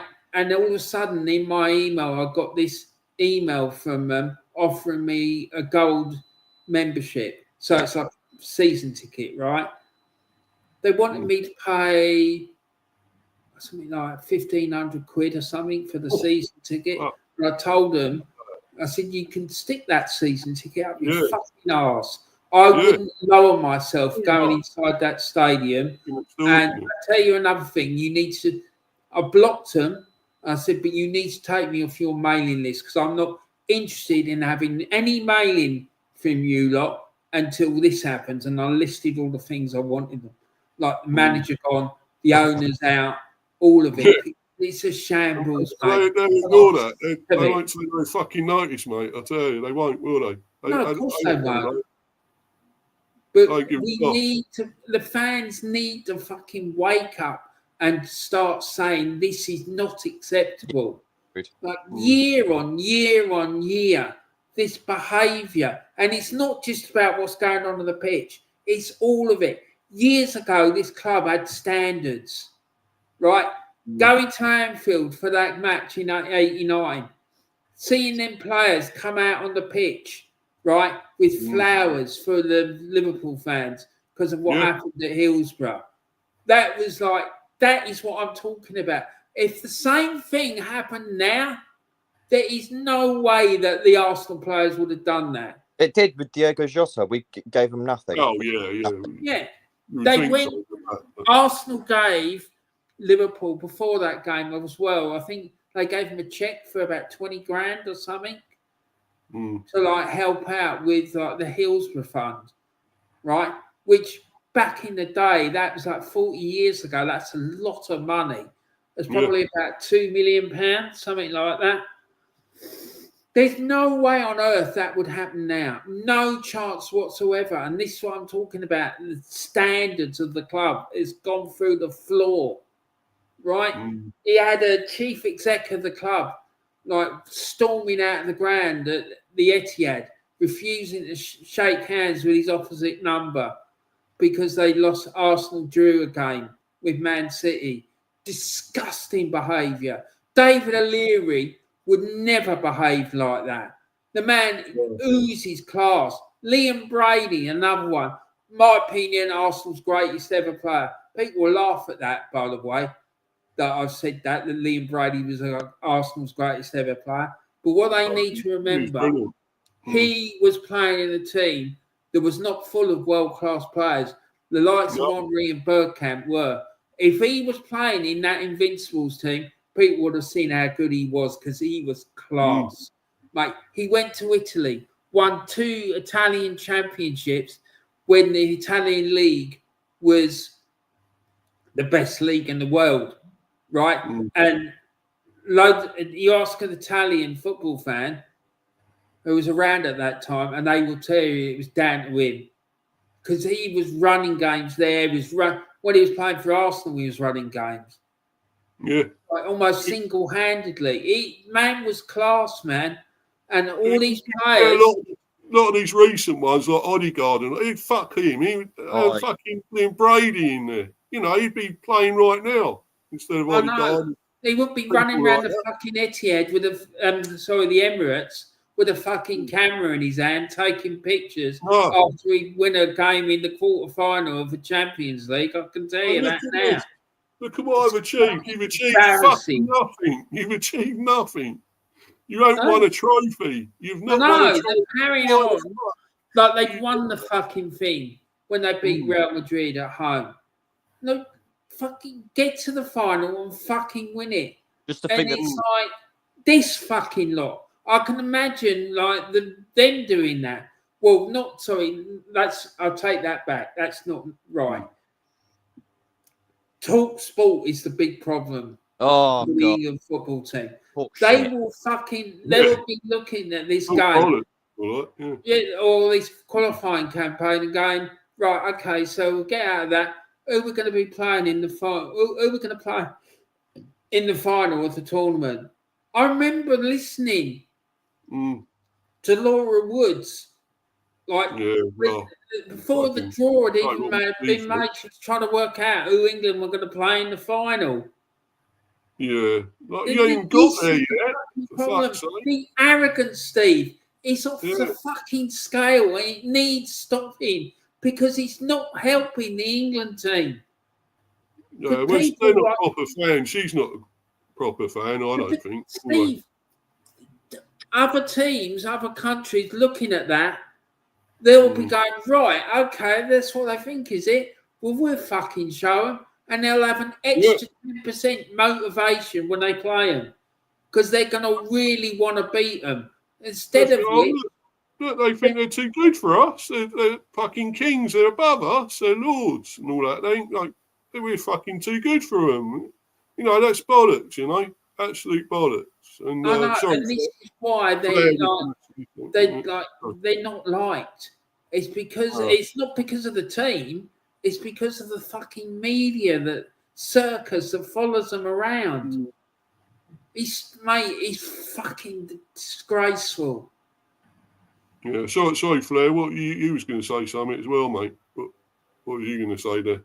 Yeah, I mean, the only thing I think Arteta has gotten us to 3 consecutive back-to-back finishes.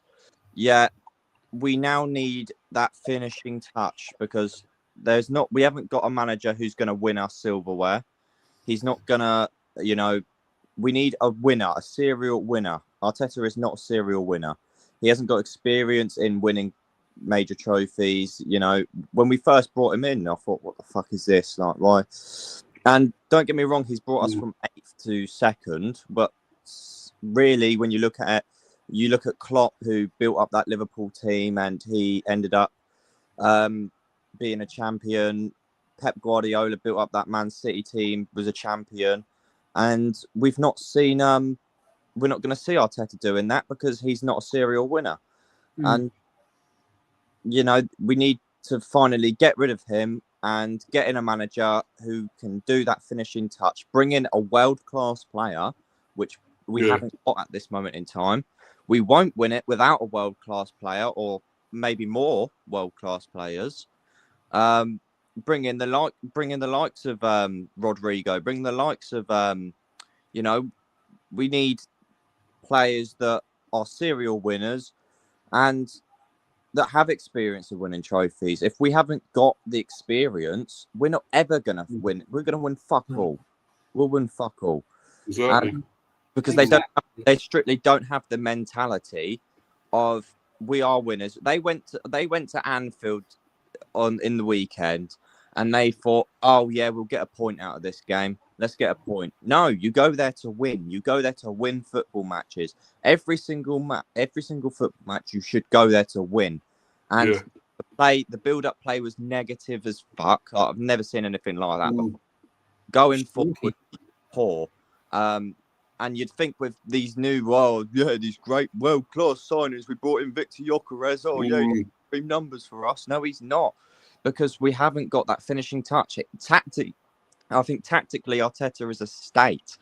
I mean, once we get in that manager who tactically can actually deliver goals for us, because again, Kai Havertz was our fucking top goal scorer last season, and he was injured for half the season. Yeah, German giraffe. Yeah. There's just nothing. There's just no. He walks around like he's bloody on steroids half the time, like he's just. He walks around like he's on crack or something. Like, I just think world-class signings, then we can win the league. But this season, I can't even think about winning the league. It's another 2nd place finish. We can all see that. Well, I don't think we will finish 2nd, mate. I said 4th. I thought 4th. I think we're going to sorry to say that, but 4th. Right. The guy has spent £1 billion, and they're still no closer to winning a league title than the day that he was appointed. He should never, ever have been appointed. Shouldn't have even have been considered. He's got nothing on his CV. What are they doing? Right. They had the opportunity to get Don Carlo Ancelotti, and they turned him down in favour of Arteta. What are you doing? How can you make that assessment? The man's like one of the greatest managers in modern football, and you're turning that down in favour of someone who's got nothing on his CV. It is insane, right? And the amount of money that he's had to spend, I'm sorry, it's not acceptable. Nowhere near acceptable. And the first time he finished 2nd, they bottled it. The second time, fair play. Was it He 50? missed out on the last day. The third time, we bottled it again. Liverpool was so far ahead of us, right? They just stopped playing for like the last 10 games or so because they'd won it. So what, what's the motivation to keep playing and performing? Do you know this whole fucking charade with this football club is a shambles. And you finished, was it 15th and 8th, wasn't it? Was it 15th and 8th? You finished 15th and 8th as well, didn't you? He finished 8th twice and he finished 5th. Yeah. Right. And we had 3 second place finishes. But don't forget he bottled it twice. He bottled it big time twice in those out of those 3 second place finishes. And also the other thing, the actual standard of the football is awful.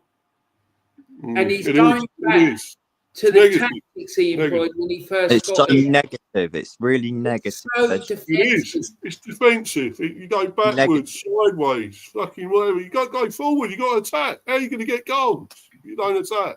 It's awful. It really is. Victor Gyökeres coming in as well is bound to change the tactics that have been set up over the course of the last few seasons, because usually what you do is you build this team, you fit them into your system, fit them into your tactics, and then we go and sign Victor Gyökeres, who is from the Portuguese league, who we now have to fit into those tactics.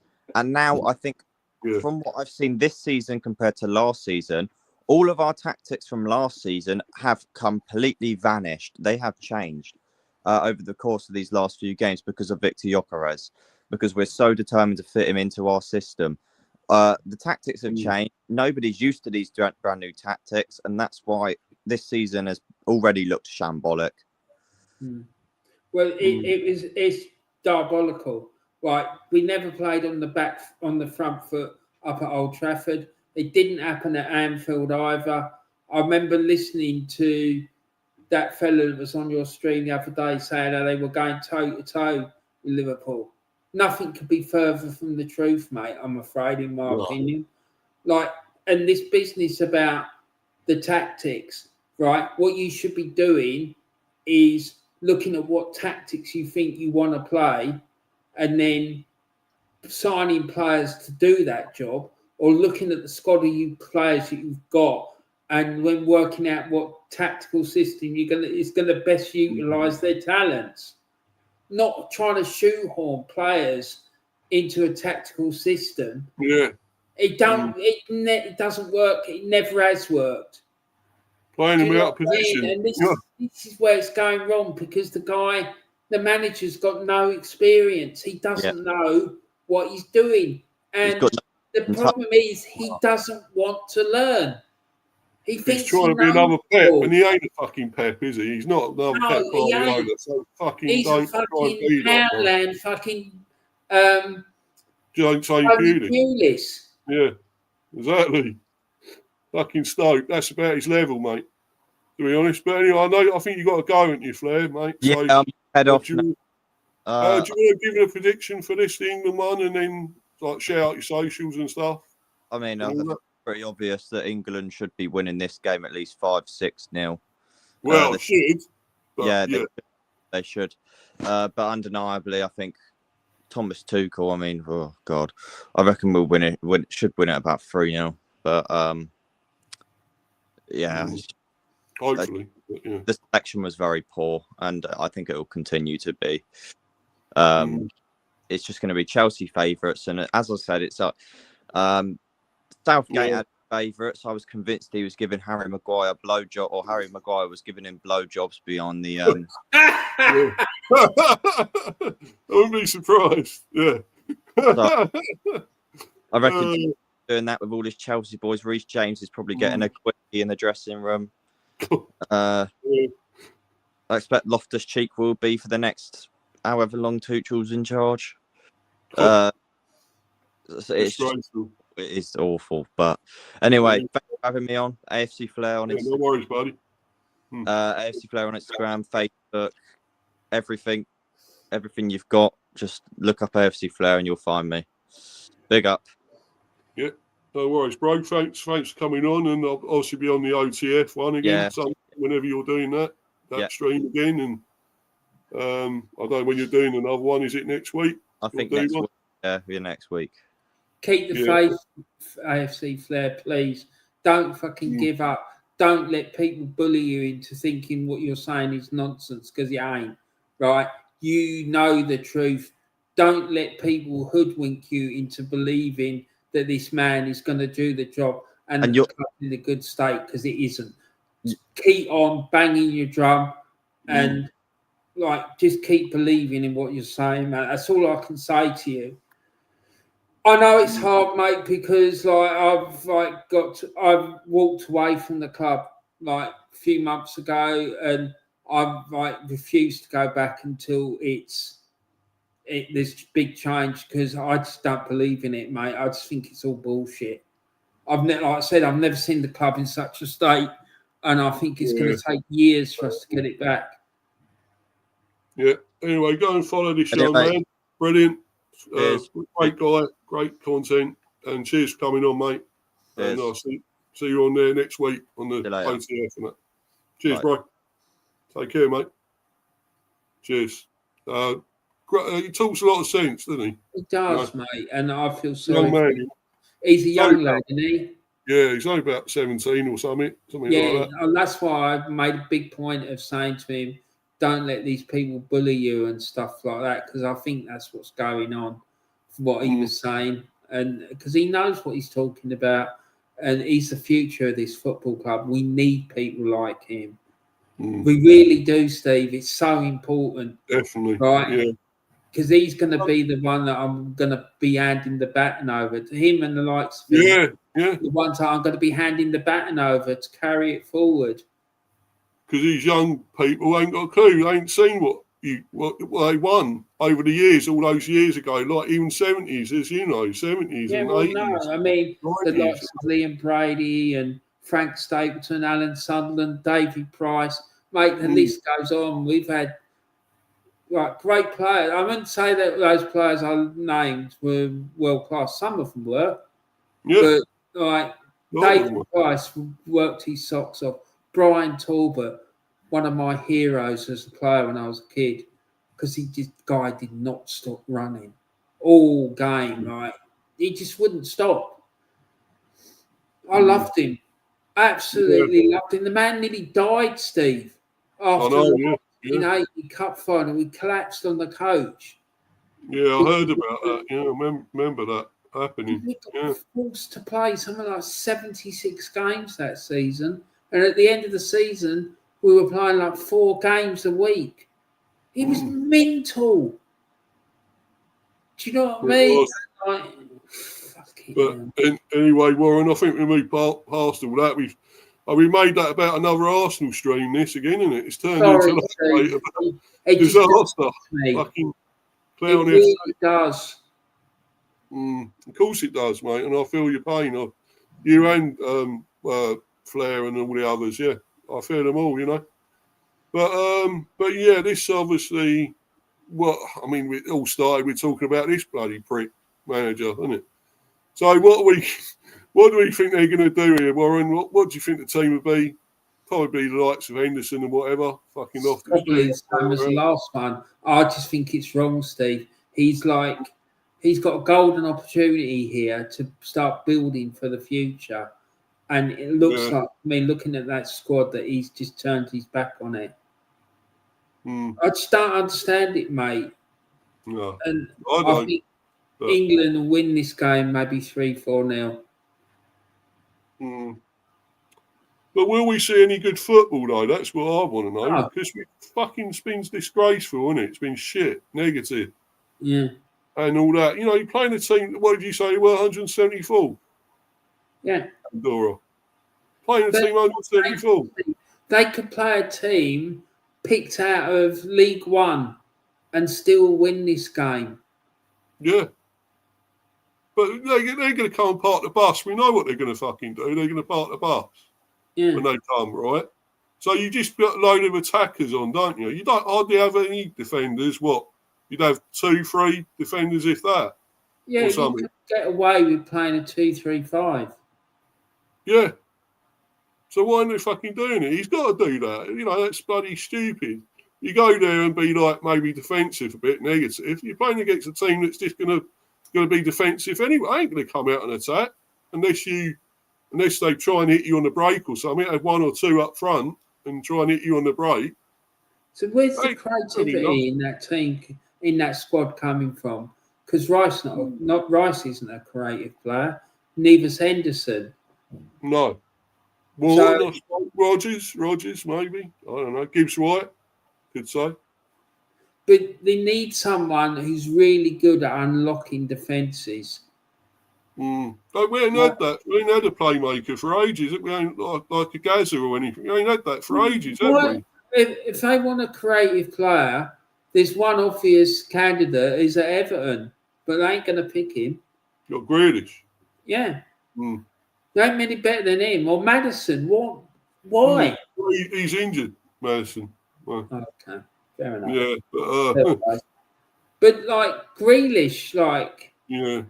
Well, he was there under Southgate picked him a bit, didn't he? Quite a bit. So, and this guy, he's the sort of player that you need in a game like this. Because you're right, they will come and they will put 10 men behind the ball, but he's the sort of player that can unlock it.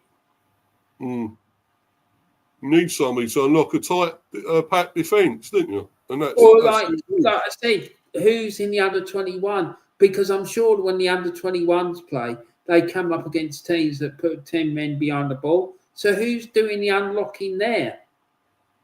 You know what? I'm going to try and bring that squad up and see, because they have got it on here. I'm going to have a look and see the players. We could probably put that team out, you know, bring them in to this squad and put them out and play against this squad. Like I said, just put one from each section, one of the goalkeepers and one midfielder, one defender and one striker, right? There you go. That's the squad, under 21s. You got Ashton involved. I don't know any of these players. I don't. Rico Lewis, Rico Lewis at City. Bellingham, Joe Bellingham. You got him there. Well, exactly. Lewis Miley. No, Nico Riley. He's a Man City.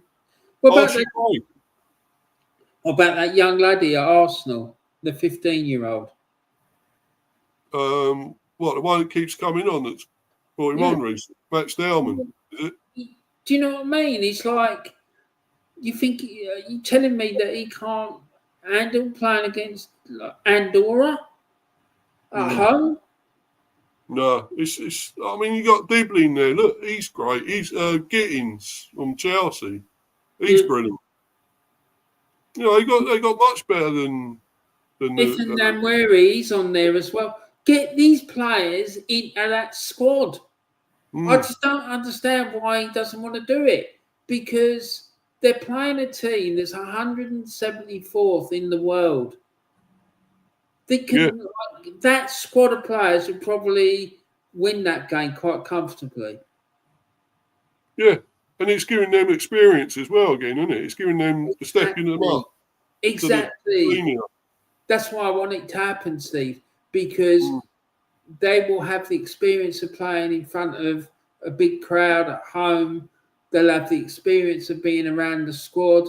They'll benefit from being around like big players. That's why I want there to be 5 players, like main, like established players to like help them, right? The goalkeeper, a defender, a midfielder, and a striker. So 5 of them, right, to help out with the squad, right? But I do not understand it. I'm not saying do that for when they play a big game against Serbians or whatnot.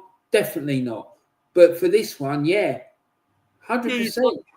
Playing against the team 174 fucking bunch of no-hopers, really, you would say, in the world. You know, and you can't. Why are you struggling to beat a team like this? You know, we should have the better players than them, the better attacking players to do things, and we don't. We go backwards. We stay defensive. Stay negative. Why? What threat is there from them? What are we worried about? For fuck's sake, you know? I don't understand it. It's like, unless he's been told that, because the thing is, if it gets out that the squad's going to be full of under 21 players, they might affect the ticket sales.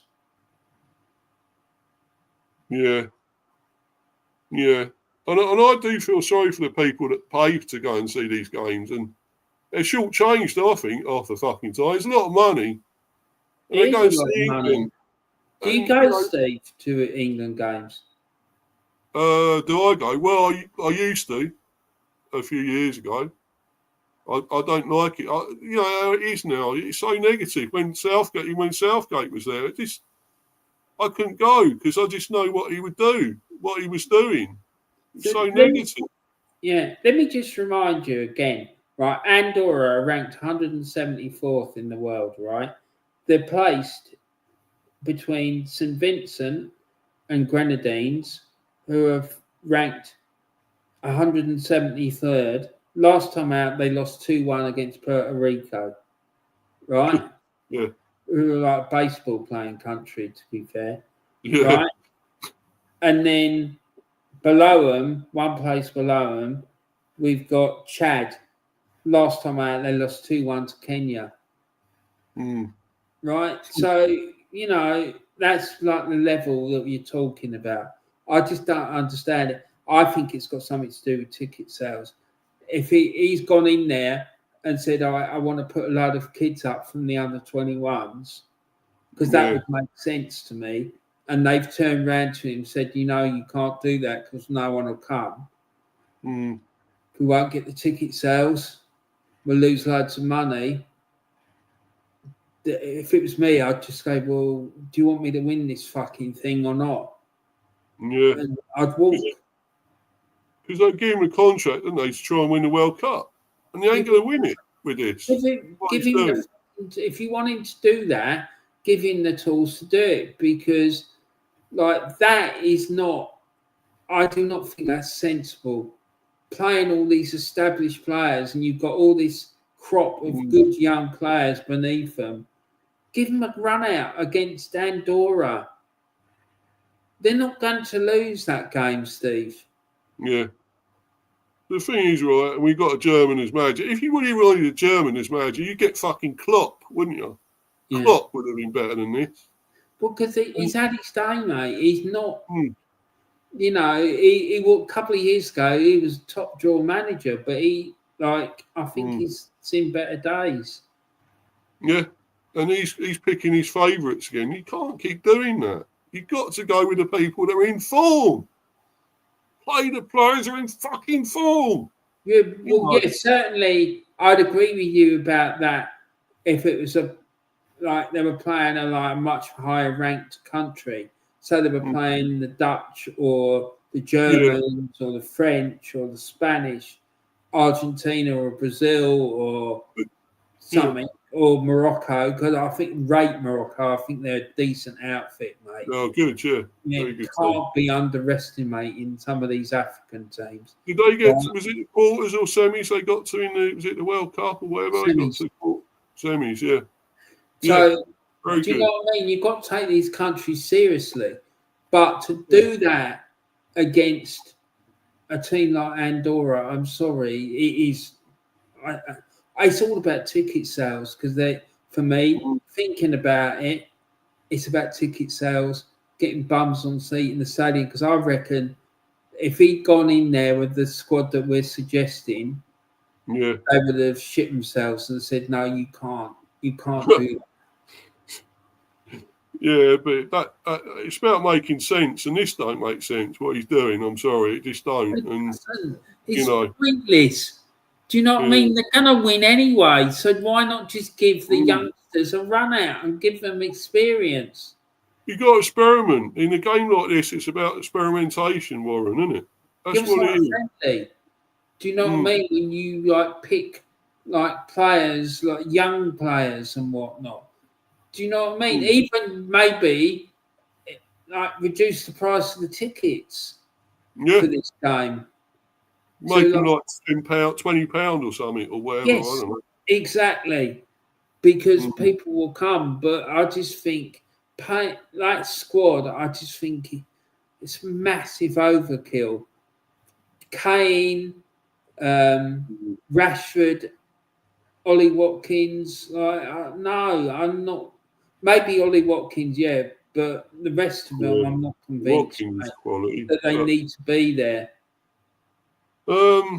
Yeah, well, I'm just trying to think. We're not going to look at another striker. I mean, we know what Kane can do. And why is he playing against a team like Andorra anyway, who that low? Get somebody else. They can score against this lot or whoever else, surely. Why does it have to be Kane, you know? Me and you could score against this lot. Well, yeah. To be honest. Exactly. My mum could score against this lot, but, you know, fucking, you know, it's, you know, it's bad, mate. And, it's terrible. Steve, I'm going to have to go. Someone's at the door. I'm going to just put my camera off. All right. And might be back in a minute. Yeah, no worries, mate. It's fine. Cool. So, speak to you soon and that. See you soon. Anyway, but yeah, I think for me, it's stupid. It's dumb. Brainless. I mean, why get these, you know, players in, you know, same players that we've had before? Same old, same old. It's too safe. And Tickle's going with that fucking, you know, his lot that he used to have played under him. What? So you can't have players that haven't played under you? They don't know what you're talking about. They don't understand your tactics or strategies or whatever. It just makes no sense. But then, as we got to go for a team, obviously, I guess he'd probably carry on with Pickford. I'd give Henderson or Trafford another go myself. What are they going to do in goal anyway? They're hardly going to attack Andorra. They're hardly going to have many attacks or chances. You could put anyone in goal, really. You put Mr. fucking Blobby in goal. For all I know, all I care, you know, they ain't going to do nothing. They ain't going to have much to do. I think I would have Trafford or Henderson, but he'd probably go for Pickford yet again. Probably Burn. I bet he'd put Lewis Skelly as left back. I would say probably will. I'm not sure he is. He's not a left back. Let's be honest. Probably have Burn and Konza or Gahey. I would say at the back. I think you said Reece James right on the right back. I wouldn't put Stones in. I don't rate Stones. I still don't. He'll still make mistakes. He's overrated, I think. I'd give either Livramento or Spence again. I think they're both good players. I rate them both. You know, you could put them in there somewhere, surely, fit them in. Livramento and Spence, or I think he probably will go with something like probably Burn and Konza or Gahey at centre back. Lewis Skelly probably left back. Possibly I'd be Reece James or maybe Livramento right back. I think Spence should get a game go, maybe second half if it's not the first half. Get Jed Spence in. I think he's a very good player, even though he's at Spurs. But there we go, the Spuds.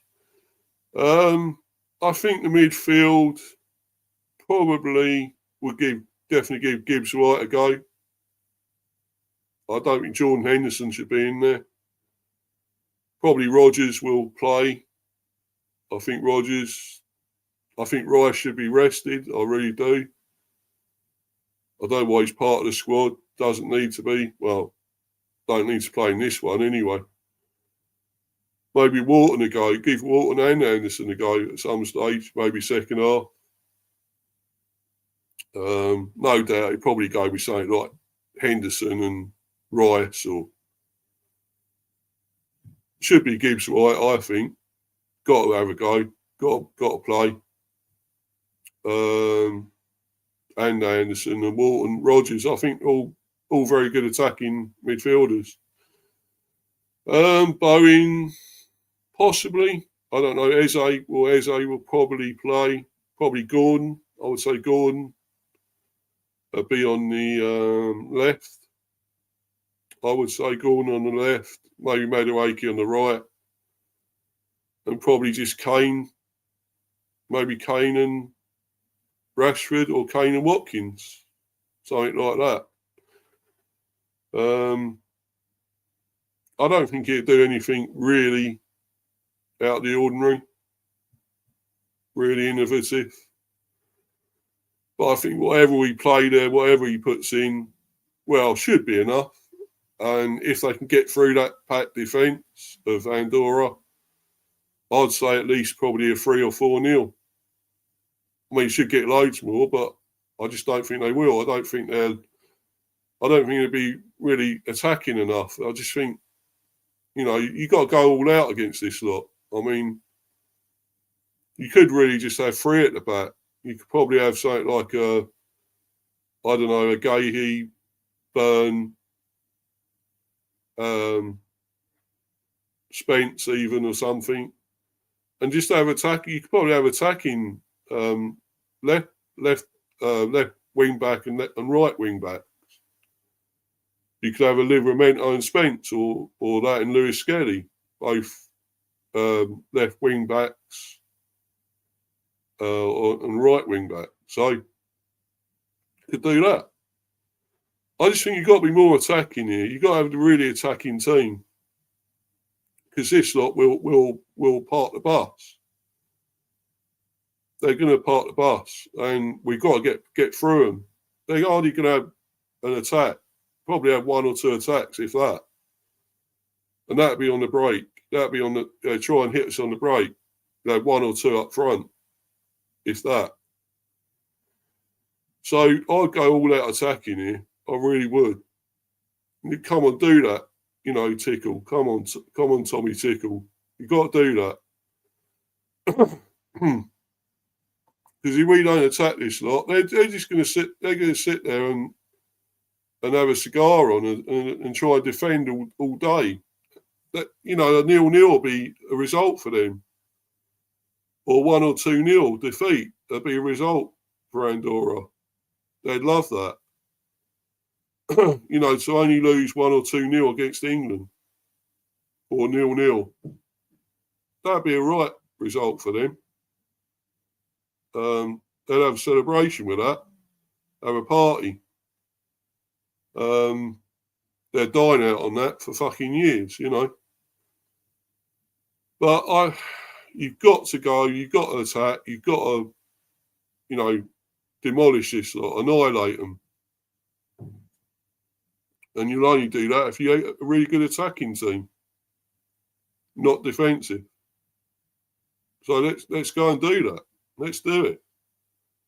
Well, I just know he won't. This German Wally won't do that somehow. He's trying to be too safe. He's trying to think, oh look, now I just want to make sure we're not embarrassed, humiliated. But you won't be.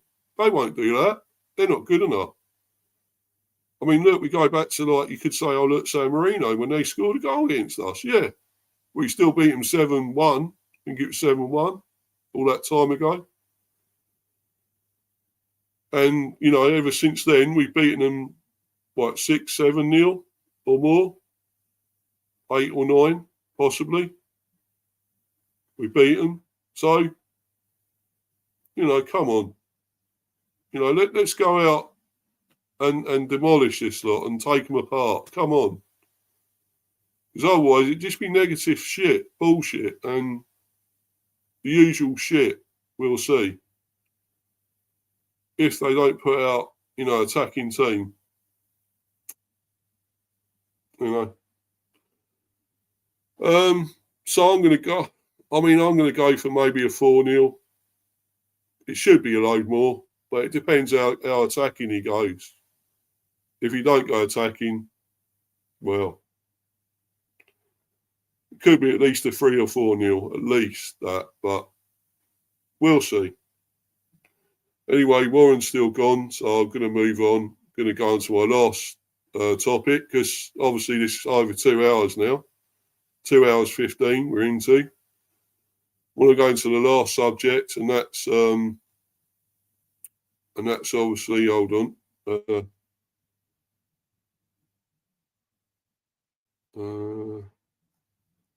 Here we go, this one. Player power and loyalty. So I want to go into this, talking about this. Yeah, player power, pardon me. Player power and loyalty after the Isak and Vissa debacle. Do contracts and loyalty mean anything now? Gahey did things the right way. Didn't get the move to Liverpool. Should he have followed suit? No, I think he done the right thing. Myself, I think he was great. I think it's brilliant what he done. He was respectful of Palace. Yes, he had the medical and everything. It looked like he was going to go to Liverpool. It looked like everything was set and done, and he was there. He was on his way to Liverpool. But obviously, Palace had other ideas. Oliver Glasner didn't want it.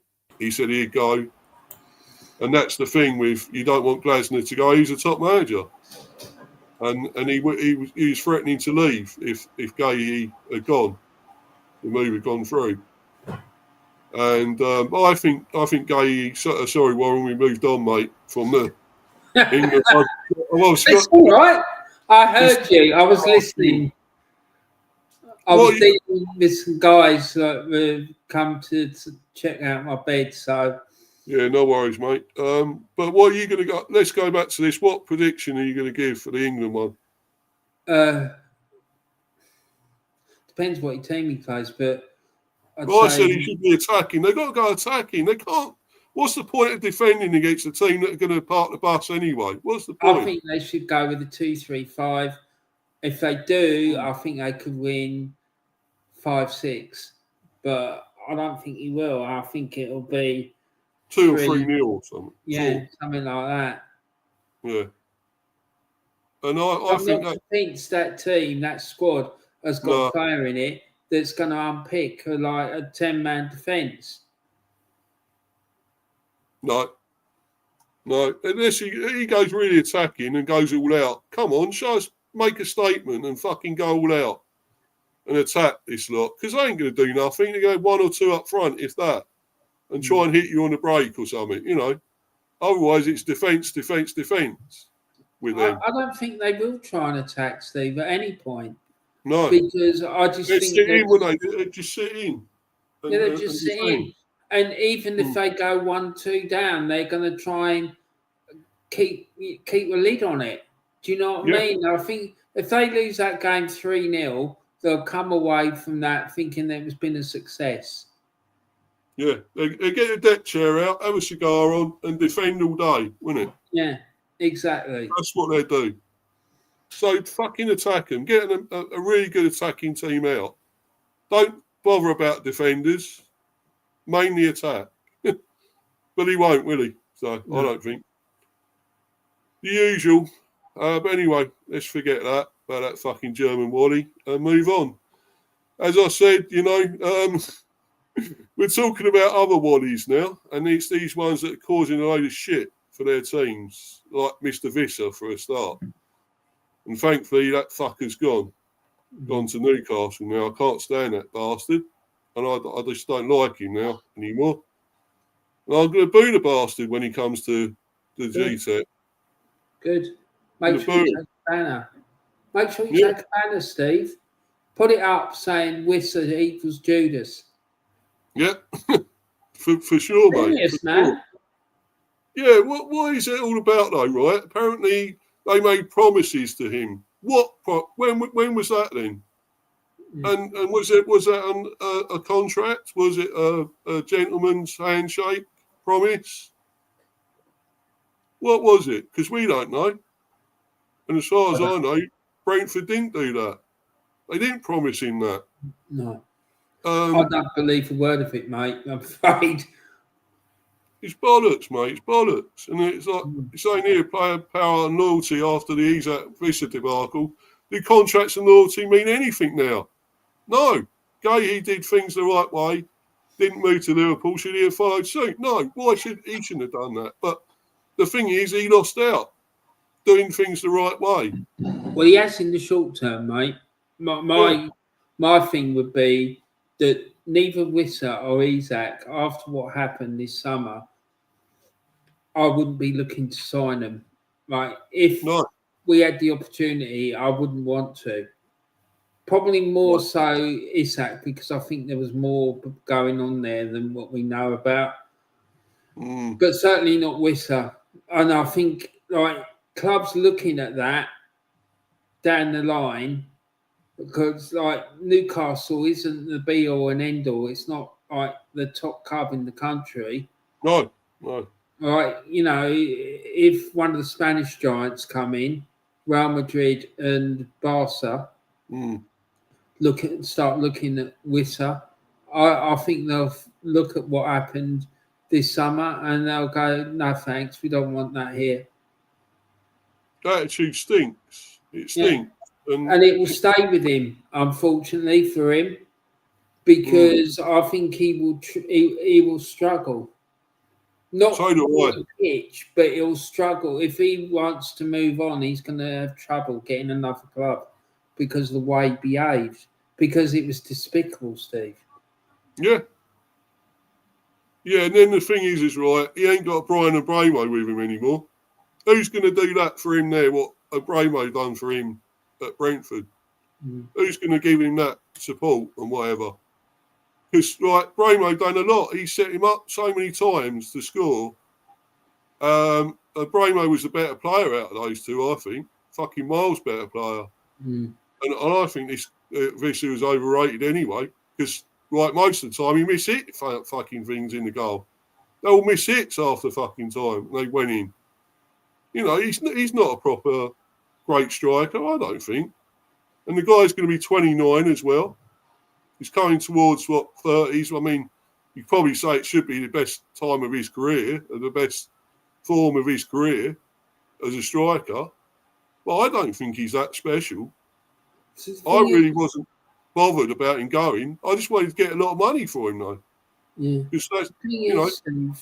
have to ask the question, if he's 29, 30, how much longer has he got left in his legs? Maybe 2 years, if that. Yeah, well, you look at the top strikers now, like Kane and that. He's 30, was he 31, 32, 33, whatever? You know, and he wasn't that quick in the first place, obviously, Kane. He's got even slower now, but he's still scoring goals. That's the thing. He's still able to score. There's a big difference between Harry Kane and Visser, isn't there? Yeah, I mean, no disrespect, Steve, but there is. And Visser's game, is it based? If it's based on pace, I don't know. I'm not convinced that was a good signing by Newcastle.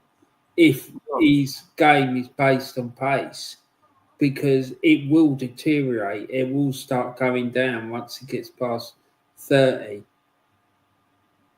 And the fact is, as well, you're getting you lost one player with a bad attitude. Yeah, Isaac's a great player still, but it's not a great attitude, is it? And it's it's embarrassing for the club. Then you're getting another player coming in that's got equally that bad, attitude and disrespect. Like, what does that say? What's the message that's giving out? It's not good, is it? So, but what's the answer, Steve? What can we do to stop this happening again? Because this cannot happen on a regular basis for players like sudden that the grass is green on the other side. Because I don't think it's the players that are causing this. There is like a group of people that I think are largely responsible for it, and I don't think it's the players. They've got people in their ears, right? Yeah. The agents I'm talking about. Because don't forget the agents get a cut. of the transfer fee. Yeah. Do you I know don't what like I mean? I don't like them, do you, the agents? They're bastards half. They're wankers, aren't they? Half of these agents. Yeah. They just think for their money, innit? They want their money. They want their cut. Mm. I don't care where the player goes or what's No, they doing just the player. want them to move. Do you know what I mean? Because every time they move, they get a payment. Yeah, you know, they're earning their money, aren't they, at the end of the day, with what they're doing. So, and they're all fat cats, bloody arseholes. I mean, what was that guy used to be? Oh, God. That guy used to smoke. Oh, he's dead now, I think. I think he passed away. He used to smoke cigars. Monster. Oh, yeah. Yeah, him. And I thought, fucking hell, you know, he was one of them. But there are so many that, you know, that's all they're about, just earning their money. And they don't care about what happens to the player. You know? Yeah, he was a big Jewish fella, wasn't he? That guy that we're talking about. I can't remember what his name was, though, but I know who you mean. He like go around going, yeah, monster. Monster. He was Jewish, wasn't he? Monster. Like that, yeah. And, yeah, I can't think of his fucking name at the moment, but yeah, it was, a lot of them are like that, though, aren't they? Just, all they care about is their dough at the end of the day. You know. I'm just going to do a Google search for this monster thing, see if it brings him up. Oh, was it Sam? Sammy? Sam? No. I really don't know, Steve, but I'm going to see if I can find it because it's irritating me now. Yeah. Yeah. I don't know what the answer to this is, Steve, because the game is awash with money and it's killing it. It really is. Like, you know. The players got too much power now, or what? I don't know. Is it because the club should be able to decide as well? And yet the players are telling them what to do, aren't they? They're saying either player power fall out, is it despicable stars or hypocritical clubs? What is that? What do you think it is? Do you know what I mean? I mean, I look at it, and if it was any other business, the person would be able to go in and hand in their notice at work and like maybe give a month's notice. I had a job once because I was at a high level job and I had to give 3 months notice. Or if he was at school, working in the school, you wouldn't be home. You had to wait till the end of term, which could be 3 months down the line. So maybe they're going to have to do something like that. They're going to end up having to have contracts that are the same as what normal people have, and maybe make it similar to like people like working in schools or something, where they have to give like a few months' notice that they're going to be quitting. Yeah. Do you know what I mean? Because I think that's the only answer to it.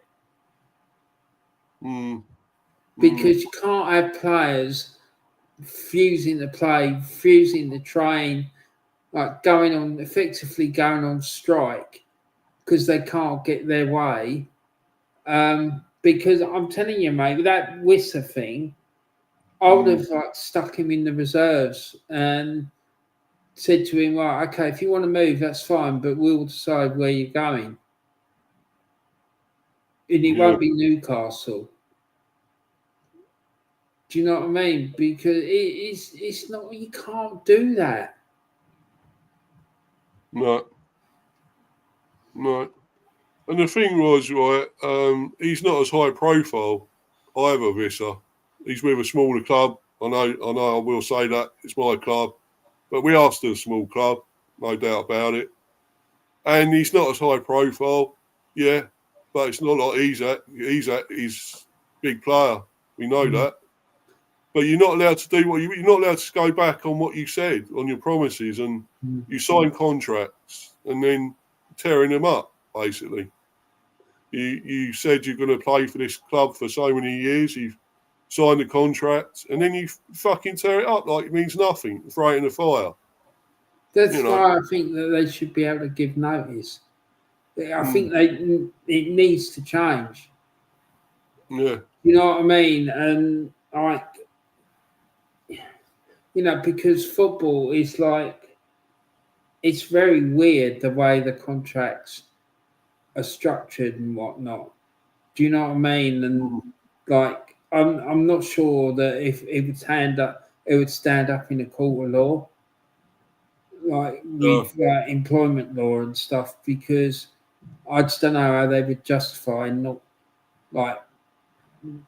being able to let people go if they said that they want to leave. Do you know what I mean? Because if you try to do that in any other profession, you wouldn't get away with it. So I don't know, man. It's like there's a lot about football with return in terms of like way that when managers are sacked and when players are like want to leave and stuff. It just don't make any sense to me. Like for example, like Arteta, right? He's got I don't know, say 2 years left on his current deal. He's on like almost £20 million a year. If Arsenal decided to sack him, they have to pay up the remainder of his contract. And I'm thinking, why? Because if I was at a job and I got the sack, I wouldn't get the rest of and I was on a contract, I wouldn't get the rest of my contract paid to me. Yeah. And what has he fucking done to deserve it? That's what I want to know. Yeah, but that's irrespective. Just like if you got sacked by your employer and you were on a contract for 5 years and you were 2 years into the contract and you got sacked, you wouldn't get the remaining 3 years paid to you as a golden handshake. A bonus thing, yeah. It wouldn't happen. So this is what I mean. I don't understand it. That geezer's name, by the way, is Eric Hall. Eric Hall, yeah, of course it is, yeah. Yeah. I don't know, I forgot his name, but yeah, Eric Hall, yeah. Yeah, monster. I don't know, monster. Yeah, it's the likes of him are exploiting the situation. Yeah. Because they are able to, because by doing that, if you brought in normal contracts that reflected normal like employment contracts that are in the real world, it would take away their power. Do you know the football agents? Because Max Clifford, that was another one. Max Clifford, remember him? Yeah. But like it would, because they wouldn't be able to encourage players to go on strike or all this carry on, because the player would be going, well, why don't I just ask for, tell them that I want to leave. Yeah. My notice in.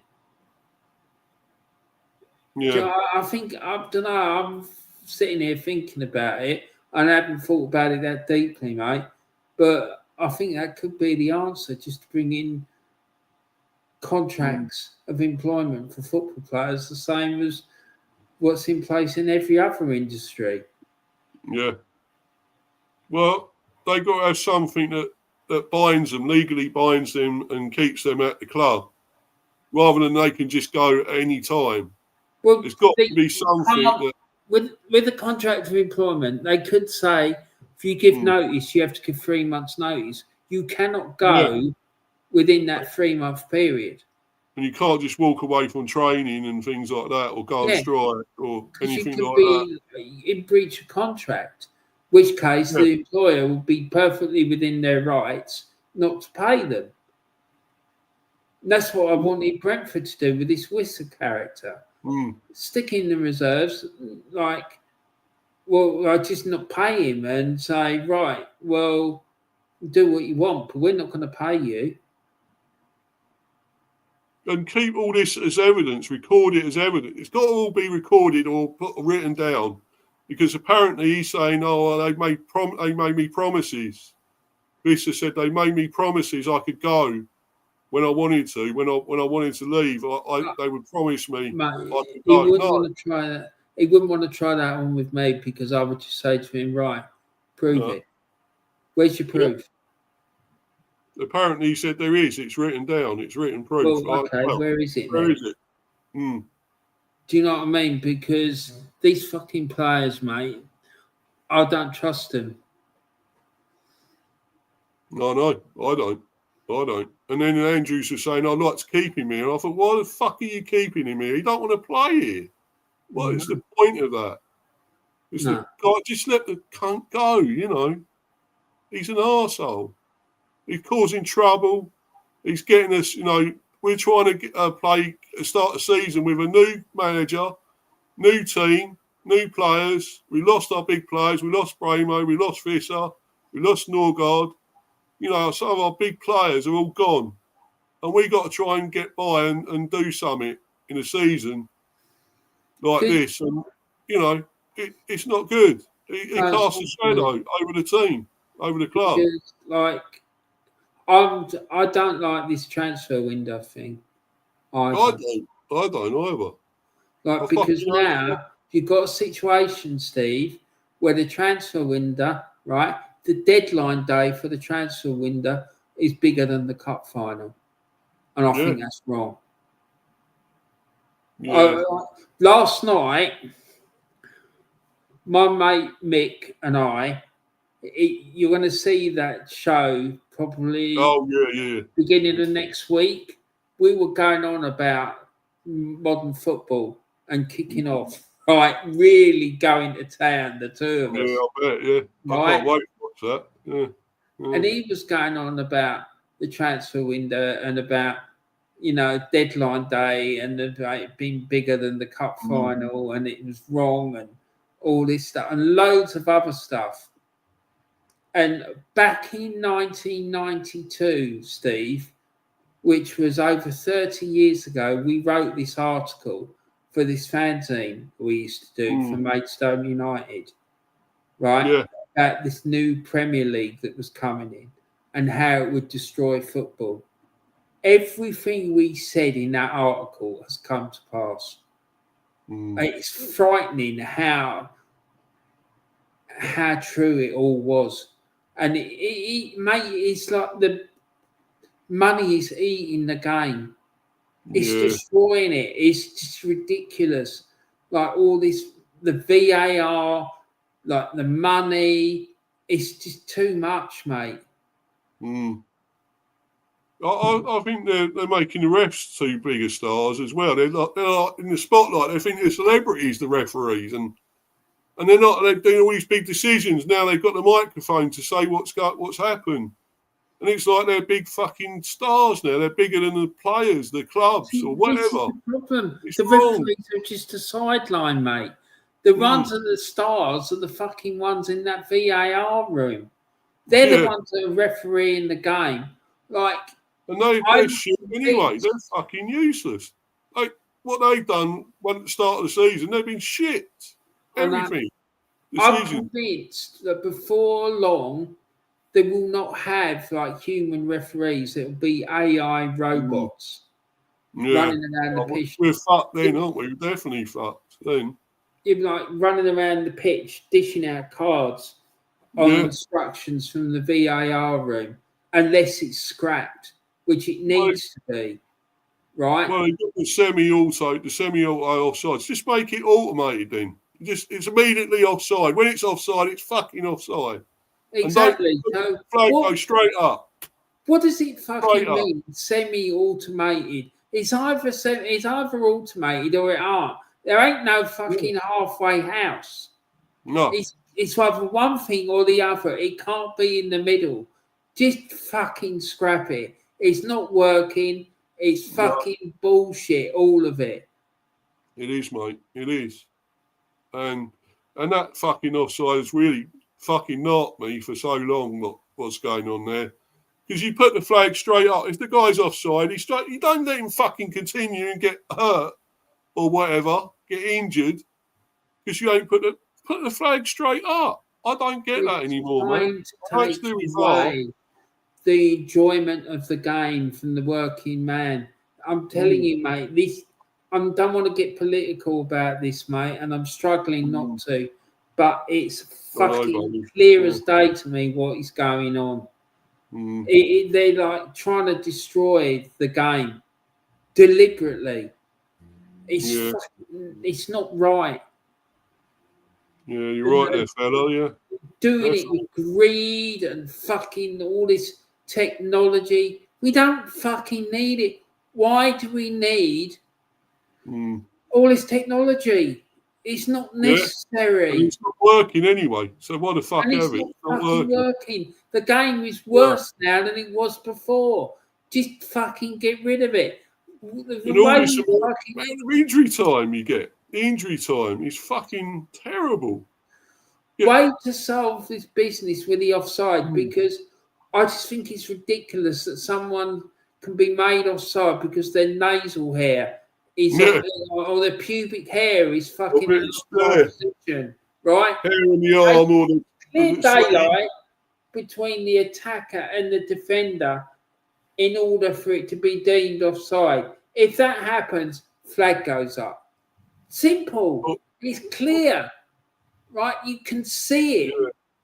Like this business, like the VAR fucking intervening all the time and interfering.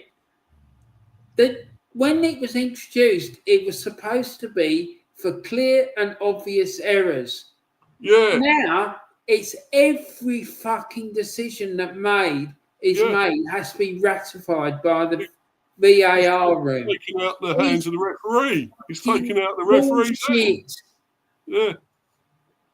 Yeah, it's like VAR's the referee and the referee isn't anymore. It's just like, because the referee made a decision and he said he's got to go to VAR to look at it on VAR. And then he's got to look on the monitor. Well, I made my decision. Why the fuck have I got to look at it? You know, that's the referee. If they're going to keep it, it needs to be changed. So the only time it's called in is when the referee is not sure. And he says... undecided, Yeah, referee says to the VAR room, I want you to look at that incident. Was the player brought down in the box or not? Did I get this right? And check it, yeah. Can you check it for me? Because I want to know if I need to give a penalty here. Was the guy brought down in the box? Was he not brought down in the box? Please tell me, right? They look at it for a couple of minutes. VAR check in progress, possible penalty, right? But it has to be controlled by the referee, not the other way around. Because at the moment, the fucking tail is wagging the dog, not the dog wagging the tail. And it's wrong, mate. It is. It's all wrong. It's all bullshit. But it's what they're called assistant referees. They're not referees. They're assistant referees to guide the referee in his decision. And they're making it for him now. Well, they're in an even worse position, because what is the point of having the assistant referee? What are they doing? What is their actual job now? Because it's not to signal an offside, because clearly they're being ignored. It's the VAR's job to do that. It's a fucking nonsense. It's a farce, the game is unrecognisable from what it was just 5 years ago. Just 5 years ago. It's amazing how it's changed, isn't it? Since then, just 5 years, it's gone to pot. It's gone to shit. It is. It's bullshit. Like all this business about the blue card and all this cool bullshit. Sin bin, they were talking about sin bin, weren't they? On about sin bin. There was on about sin bin as well, weren't they? Like rugby. Merson was right what he said. Right, teams like if they had someone sent to the sin bin, they'd just pull 10 men behind the ball and wait till the player come back on again. Yeah. It's a madness. It's not punishing the player, is it? It's not punished because you can come back. Yeah. So it's not really punishing him, is it? There's no need for fucking sin bins, right? Yeah. If the player has committed an offence that he has to go to the sin bin, book him. Yeah. Just fucking book him. And then if he does it again, he gets another one and off you go. It's bullshit, mate. This is why I fucking hate modern football. Because it's bollocks. It's shit. It's not the game we knew, is it? It's not that anymore. I'm telling you what, mate. When my fucking Sky subscription is coming up for renewal, I'm going to tell them to take the sports off it. Yeah. Because I'm fucking sick of this bullshit. Stick it up your fucking arse, tell them, yeah. The football is bollocks. Yeah. And you pay enough for it as well. I think my dad was paying over £100 at one stage for the Sky and everything. It's fucking terrible. It's not worth it. It's not worth it because it's bullshit. Is shit. And they go on about, was it 215 games or something they're going to do now or something like that. But the coverage is shit. So you got to work on your fucking coverage before you do all that fucking game. Because your camera work, and now interviews at half time with the managers. No. Why? That's Americanised. That's Americanising it. It's not. They do that in NFL thing. Let the fucking manager go and talk to the players. They've only got 15 minutes. Like Mick was saying to me last night, he said back in the day, the game would it always ended at 4:45. Then it went to 10 to 5. Then it was 5 to 5. It's now 5 o'clock or even later. Like, do you know what I mean? It's all bullshit, mate. Yeah. All of it. Make it like a fucking theatre drama, buddy. You know, it's like fucking, oh, look, we do this now. We make a decision. We drag out a decision, make it so long to make a decision and this and that. And then they say about, what you said the other day, Warren, about people in the crowds having medical issues. I think they make it about that. What's happened to somebody in the crowd? You never used to get that, did you? Never. No. You know, I don't understand what that's all about because I remember years ago, I never ever saw any game being delayed because of a medical issue.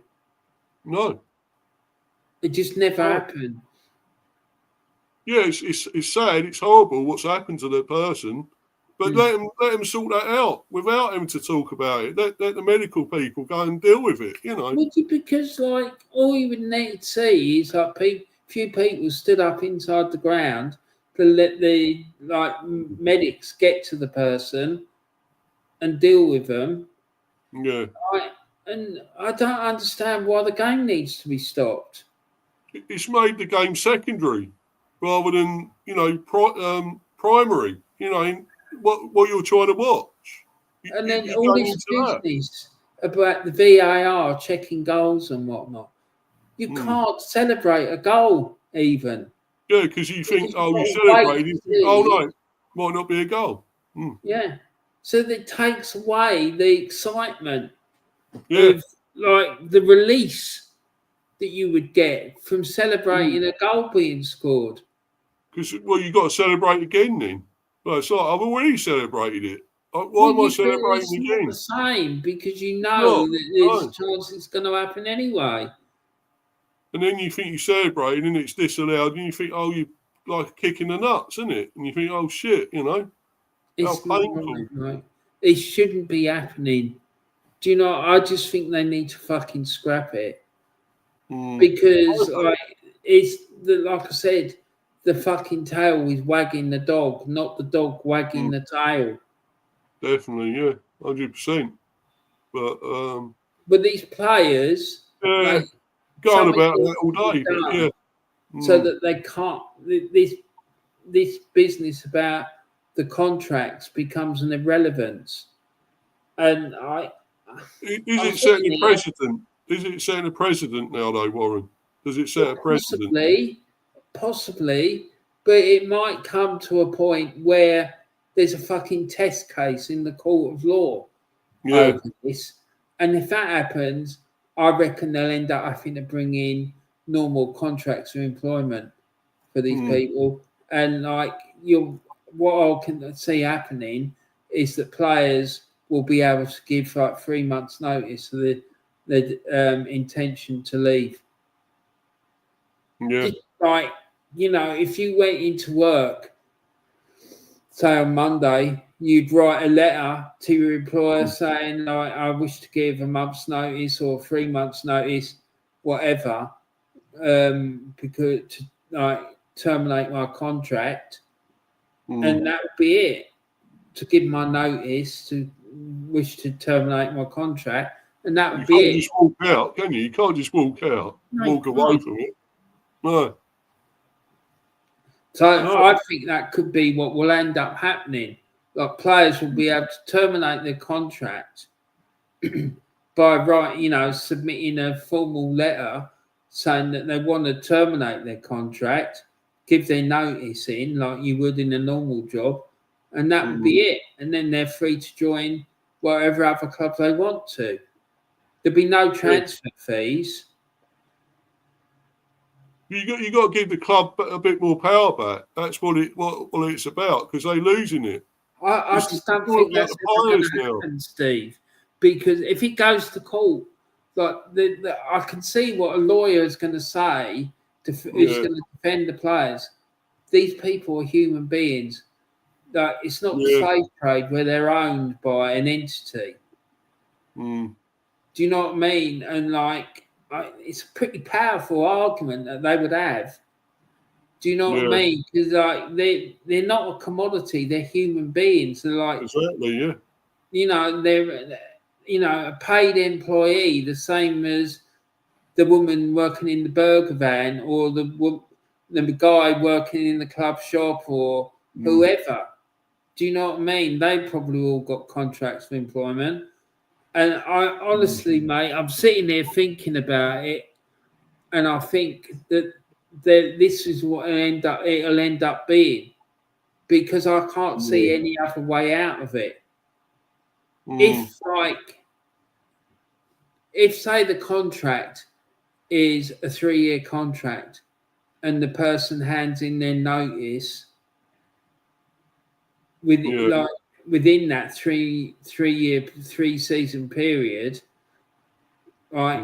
And they terminate. I just don't know, Steve. I just think the days of big transfers we may be looking at the end of it. Yeah. And it'll end up that the money that the club spent on transfers could end up going into the pockets of the players when they sign for the new club. Yeah,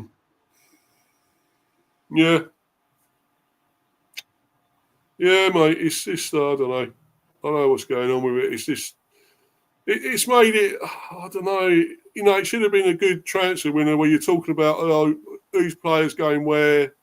We bought this player for a lot of money. He's a great player. We talking about all the good players, and now we're talking about this rather than the actual transfer window. It's honestly, a mockery of it. I think we're seeing the birth pains of a new system. The way that players are employed by clubs, I really do. Like before when the Bosman thing happened. Yeah. I just think this could be quite a monumental and key. Well, that changed it. That changed it a lot, didn't it? When that guy, that's all that was the start of it, wasn't it? That Bosman thing. Yeah. When he took it to court, didn't he? And then he back in the day, like if a player was even when a player's contract expired, right? If another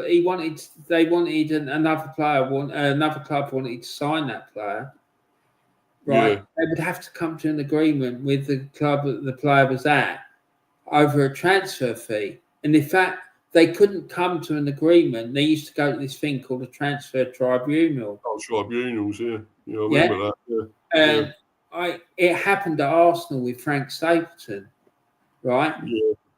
At the end of his contract in 1980, Man United came in for him and he wanted to go when his contract expired. But even though his contract expired, United and Arsenal had to go to an agreement over the transfer fee, and they couldn't agree. Arsenal wanted $2 million for him, and United only wanted to pay $500,000 or something like that. The transfer tribunal bastards said to United, "You've got to pay $900,000." Fucking snip. A snip. It was terrible, right? Do you know? And the power has slowly moved over the years from the clubs to the players. Players, yeah.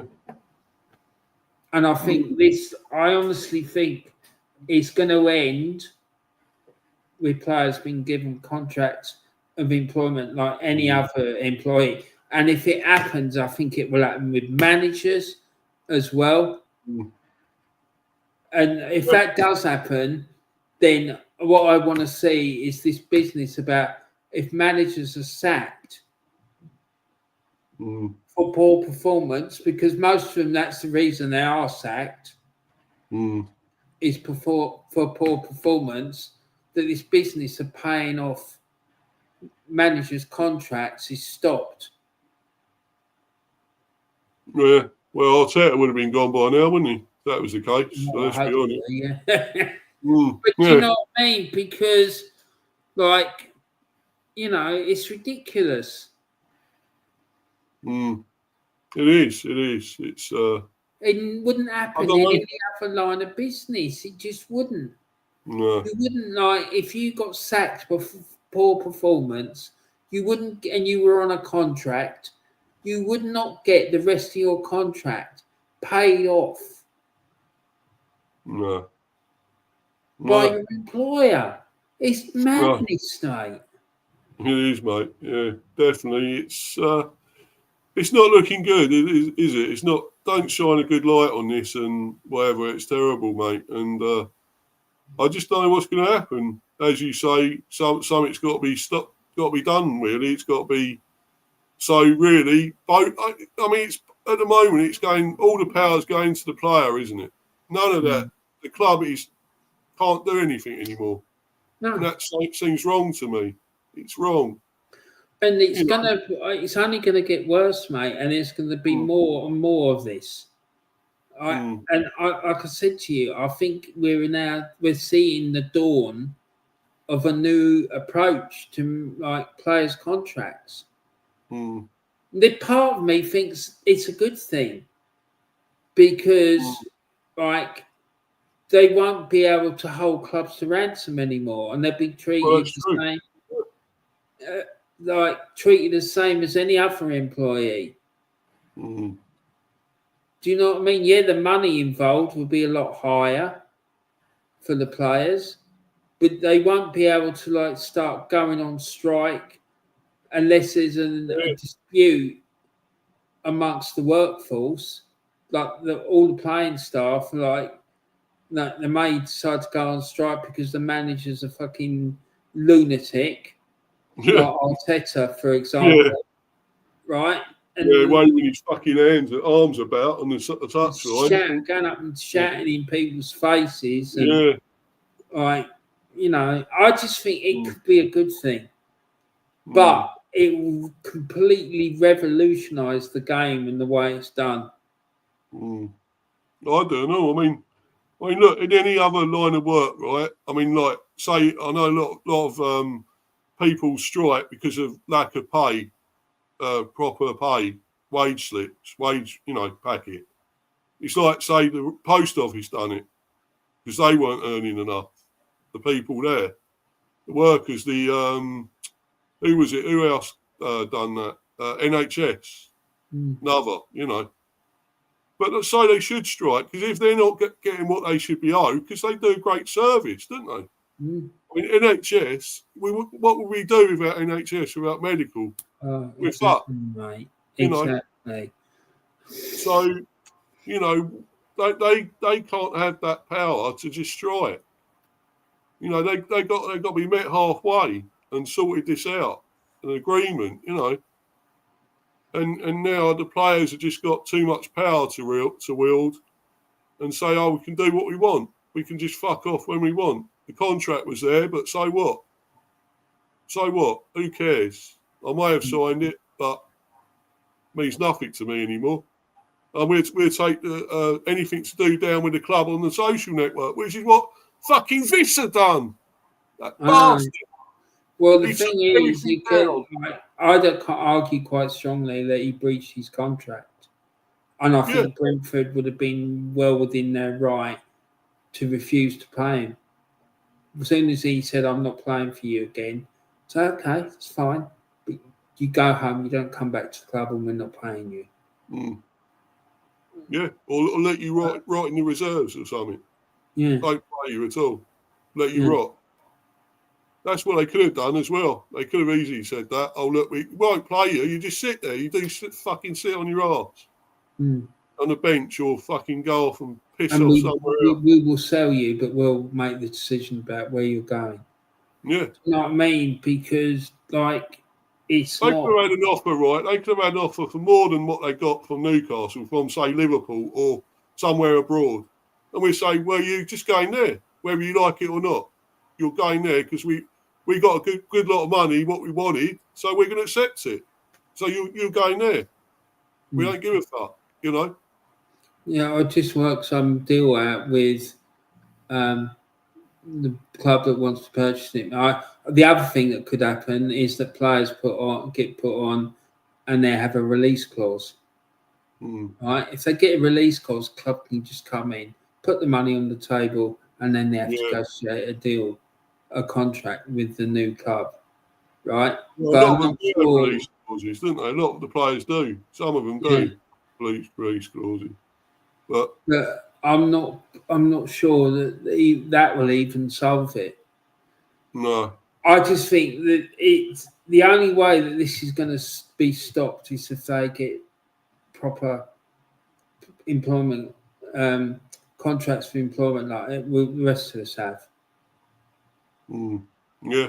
I just don't see how else it's going to work. No, it's just. But why should we be talking about this as well and what's going on the pitch and the players, our clubs? You know, it's disgraceful and it's gone, you know, mad. Where's the entertainment gone? Where's the theatre and the football gone? It's talking about players now doing this stupid arsehole bastard things that they're doing, and you know, with this or that thing, and then he's coming out and he's so smug. I felt like punching him in the fucking face because I hate him. Smug, saying, "Oh look, I still respect Brentford, and I had good times with Brentford, and I love them." And you fucking didn't. You didn't. You took all your fucking things down on social networks to do with her. Steve, you had no respect for us whatsoever. Steve, he didn't come from Brentford, did he? Not that this has got anything to do with it, about where people are from, but he's not a Brentford fan. He's never a Brentford fan. He might have a strong affection for the club after he came in. Well, no, but he could have done. He could have developed a strong affection for the club after he signed for a year, but he didn't grow up being a Brentford fan, did he? Where's he from? He's from Africa somewhere, isn't he? Where is it now? God, I've even forgotten now. But I know it's African. But but he's somewhere in Africa. Like let's say he's from Gabon, right? Like, he more than likely supports a football club when he was a kid from Gabon, right? I'd say, right, as well as maybe one overseas, because that sort of carry on goes on in lots of countries overseas, right? It certainly happens in Scotland, right? When you're a kid in Scotland, if you're not from Glasgow or Edinburgh, you grow up and you support your local team, like say, for example, Dunfermline Athletic, and you'll also support Rangers or Celtic, depending, right? And that's the way it works. Right. And I'd say that happens in lots of other countries as well. Like when you're growing up, you'll support your local team and then you'll support, say, like a Liverpool or Manchester United or a Barca or Real Madrid. And it happens in South America as well. Right. You support your local team, say like fucking Boca Juniors or River Plate or Millonarios or whatever, but they're also then going to support Real Madrid or Barcelona. The two Spanish clubs are huge in South America, right? Because of the cultural link between the two, between Spain and the Spanish-speaking part of South America. Yeah. Oh, you know, and that's how it Congolese. works. Yeah. You know. Yeah, Congolese, this. Congolese. Well, there you go. So he probably grew up supporting a Congolese team, and he may have been a fan of, I don't know, let's say Man United, Liverpool, Arsenal, maybe, because we had a few African players in the club, but 20 odd years ago, like Patrick Vieira and whatnot, you know, and he, Yaya Toure, them sort of yeah, players. exactly. So I just don't think this is going to get resolved very easily. No. But it just it really got to me what he done, and turned his back. Said like it don't matter, what we done for you. It doesn't fucking matter because we took him in. He had all that acid attack business. That was terrible, and his daughter kidnapped and whatever.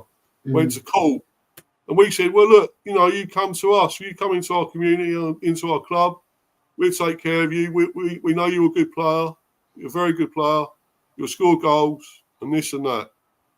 Although I still think he is overrated because I know I've seen him and sometimes he just mishits it into the ground and goes in most of the time. And then he's lazy as well. That time against Plymouth in the FA Cup, he just stood there.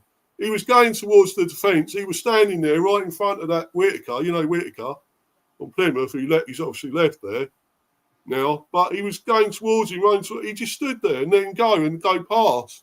And had that shot and fucking win it. Put them through 1-0, where he could have stopped him. And he just stood there, watching. Steve, I know it hurts, and I feel your pain. I really do. Because it really upset me when it happened with Frank Stapleton. But all I can say to you is no player is bigger than any club. Right? Brentford Football Club was in existence for Wiss to come along, and it will survive him leaving. Right? That's what you need to focus on, and you'll end up with another player come through the door, and he'll be as good, if not better than him. Then, do you know what I mean? And fucking just forget about him. But the best thing that you can do is just disrespect him by not showing him anything. Do you know what I mean? Because if he comes back and he gets booed, and he probably should do, to be fair, but the even bigger disrespect if he just fucking did nothing, he never meant anything. Yeah. Imagine that, because he's going to be expecting it. He's going to be expecting that he's going to get booed. If he comes out on the pitch and starts trying to wave to the fans, no one applauds, no one does anything. Fuck team like that, V-sign and fuck off. Just fucking nothing, mate. Because as soon as you start doing stuff like that, he's going to know that he's upset you. Do you know what I mean? If you do nothing, it means it means nothing to you. I know it's hard, mate. I really do, but sometimes doing nothing sends him a huge message. Do you know what I mean? It's like fuck him. Just let it go and let him get on with his career and whatnot. And I know it's going to hurt every time you see him scoring a goal for Newcastle. Well, when he fucking scores against us, that's going to be even worse. If he scores against us, be the same like with Bramo. He scores against us, I don't know. It will hurt, mate, because it does happen to Brentford on a regular, doesn't it? Ex-players coming back. Tell me about it, yeah. Like Ollie Watkins, every time he plays you, he seems to score against you, doesn't he? Yeah, not recently though. Thankfully, the other day he didn't. No. But, would you have him back, Ollie Watkins? I would, mate. I would have Ollie, because he conducted himself properly as well when he left. He was fine. That was fine with that. We would have him back. in the shop. But I don't think it's going to happen somehow. It don't seem to be going to happen. But I don't know why we didn't actually go for him, to be honest, in that transfer window. But still, it's happened. It's gone. Thankfully, Visser has gone, though. Because I'd hate him even more if he stayed there. If he'd stayed with us, and because we wouldn't be able to play him. Why would we play him if he stayed? He was left out. Why should he get played ahead of someone like Igor Thiago? Yeah, or anyone else up front. No. Yeah, or I don't know if you've got a young fella in the reserves or the youth team who's coming up and been scoring lots of goals in the reserves. Say, remember when Kevin Campbell burst on the scene at Arsenal? Yeah. In his last season in the reserves, he scored 60 goals for the reserves, Arsenal reserves, right? And we were all clamouring for him to be played, right? But why should someone like that? If you had a player like that who was fucking banging in goals left, right, and centre, why should that young fella not get picked ahead of Wissa? It's not right, mate. Especially if he had come through the youth team, there's a fair chance that the fella would be a Brentford fan. He ain't going to do that to you. No, I know. The thing is, that's why I always like having players in the team that are supporters of the club. Exactly, yeah. Because they give more, they care more, they got the passion, right? They're going to run through a brick wall. Yeah. Extra bit in the locker that they will give for that team because they got a feeling for the club. Yeah. And what Visser was saying, that it was total bullshit to me. He didn't have anything for the club. He was just coming out to cover his arse, basically, with what he was saying.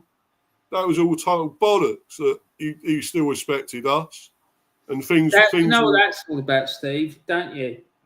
He's trying to diffuse any negativity that will come his way when he comes back. Because it's not long.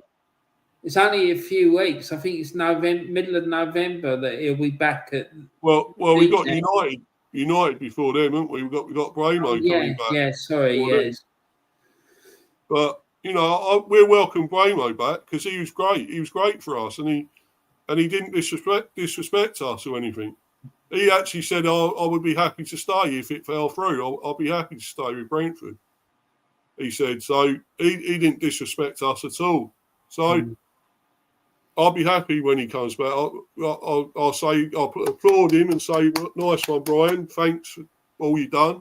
Coming back, but don't fucking score against us, you bastard. Because otherwise.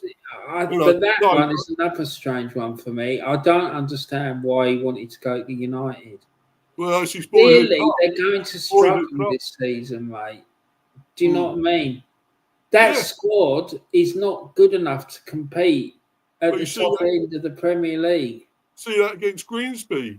They lost to Grimsby, went out against Grimsby, and then they nearly could have lost to Burnley or drew with Burnley, How bad they are. It's just... They're going to struggle, right?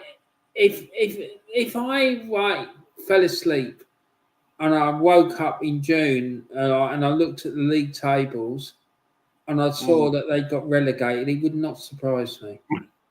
I'm not doing that for a piss take or to wind up United. You'd be jumping for joy, mate. I honestly, but mate, it would not surprise me because they're in such a mess. Leave aside my feelings for that club because I can't stand them, but just cold light of day, look at the state of the club. It's a mess. It is a mess. Huh? It's not all down to that manager either. You can't just blame that manager. It's not internally. It keeps happening, Steve. Doesn't matter who they appoint. They've had Mourinho. Huh?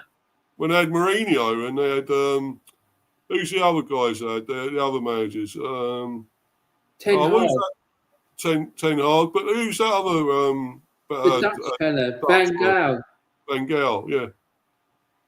All these managers are fucking top drawer managers.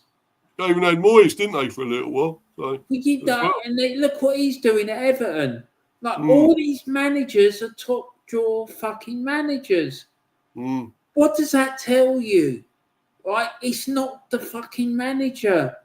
No. It's something else wrong at that football club, and it's seriously wrong. And until it is sorted out, they are not going to be successful. It's internally, it's a isn't shit show. Huh? It's all internally there, isn't it? It's internally wrong. Yeah.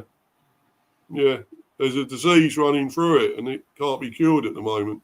So, but anyway, mate, we're gonna have to bounce. I think. I mean, it's gone over 3 hours now. Again, this stream, and it always does, mate, doesn't it? Yeah, I definitely want something to eat, mate. I'm bloody Hank Marvin now, buddy. So I'm bloody have to go, and it's been a great stream. I've loved it though. It's been brilliant, and thanks to Flair as well earlier. No, he was class, mate. I like that young lad. And that's why I made a point of saying to him, don't let these people bully you. Don't. Because it needs to be said. Because I get the feeling that he's getting attacked from all sides. What he's saying. But he's talking facts and he's talking sense. And because being a young guy as well, he's trying to fight against all these other young blokes who think, it's how it is now. There weren't a thing in the past. There wasn't all this great team in the past that won loads of trophies and won loads of things, competitions and whatever, tournaments. So it's kind of, they've never seen it. So how would they know? And he's trying to fight with that, And and also as well, like the reputation the club had for doing things the right way. It was massive, Steve. I remember watching that thing, I think it was on Football Focus, the day the deal for Kerry Dixon fell through. Right? And they had Ken Bates on. And they were saying, well, you're telling me this X, Y, and Z about Arsenal, and this is why the deal fell through. Arsenal got a reputation for doing things the right way. What are you talking about? Yeah. He's a wanker, that Ken Bates. Anyway, he wasn't a proper fella, was he? Fucking all the electric fences and whatnot. Huh? Oh, Master Bates, as I used to call him. Master Bates. Exactly. Yeah. All that business with the electric fences and whatnot. I can understand why he wanted to do it, but I just thought it was a bit extreme. Definitely, but so he doesn't. He's being a young man, he's not long come into the world and not knowing that what it was about before, what you've been through, what I've been through, going through these, over the years, these clubs. So, but he will, when they actually win something, it'll be amazing for him, wouldn't it? When they actually win something again. I don't know when it'll be. He won't be with Arteta, that's for sure. But no, he's never going to win a major trophy with Arsenal. It's not happening, Steve, because he hasn't got the skill set to be able to do it. No. And the problem is, Steve, as well, he doesn't want to learn because he thinks he knows it all. Exactly. He's stubborn, arrogant prick, basically, clown. Exactly. Every negative personal characteristic you could name, he's got it. Yeah. And then there's loads more. There's a big list, I think, of what he is. There is. There's a huge list. There's enough material there to keep a team of fucking psychiatrists busy for fucking about 10 years. It'd be like 40 Towers with a psychiatrist coming in, wouldn't it? Yeah, exactly. 40. There's a psychiatrist in the house. Fucking brilliant. I was watching some of them shows last night, right? Because I've got them all on my phone. Oh, yeah. Right, series they got rid of a lot.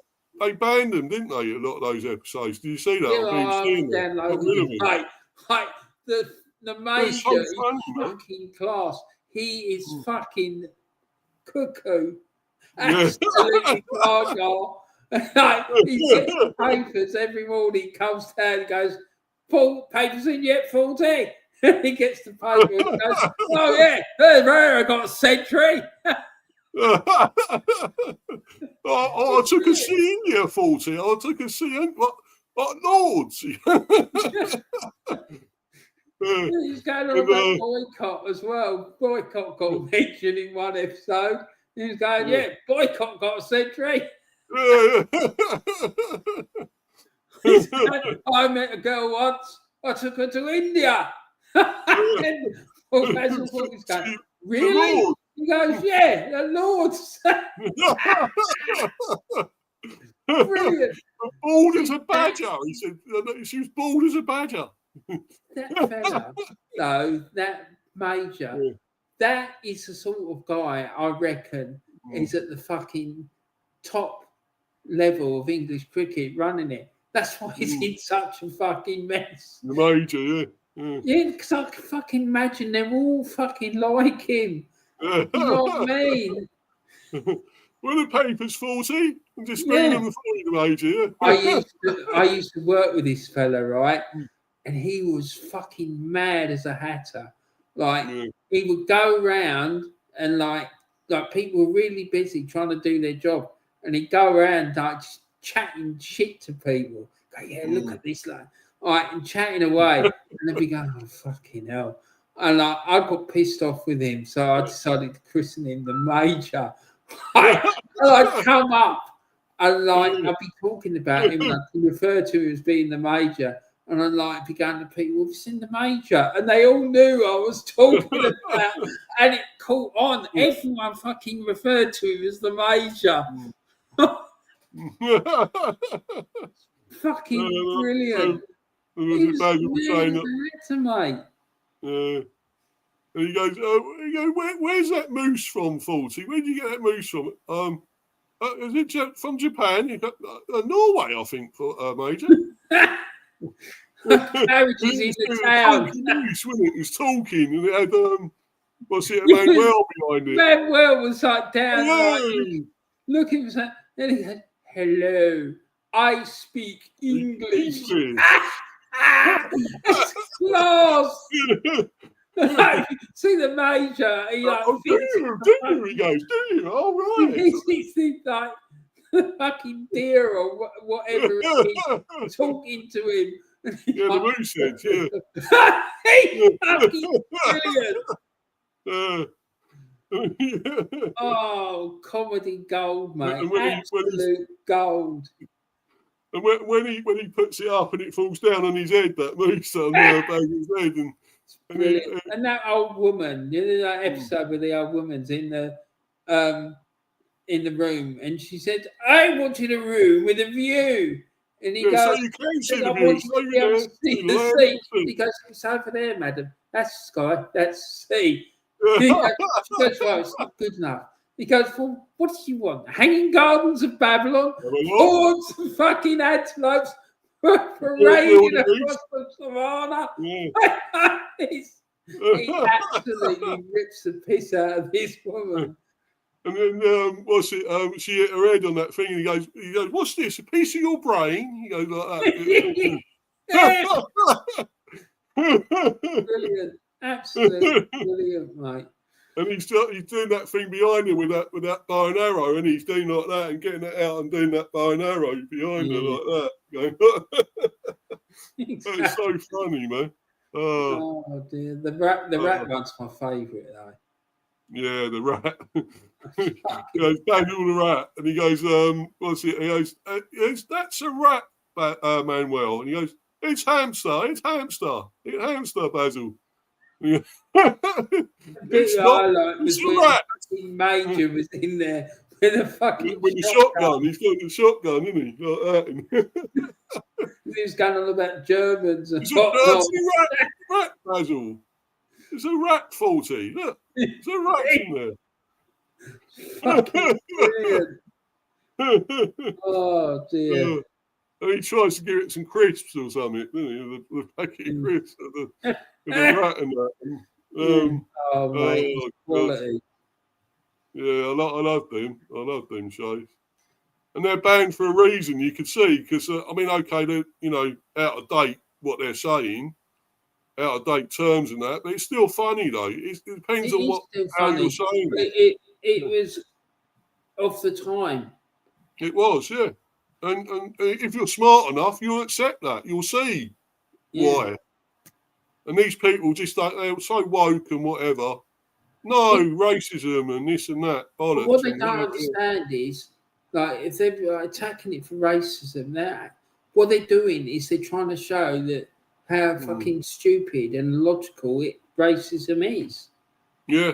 I think even at the time, I know John Cleese said he didn't agree with what was said, but he was showing it of what they thought at the time, the stupidity of these people.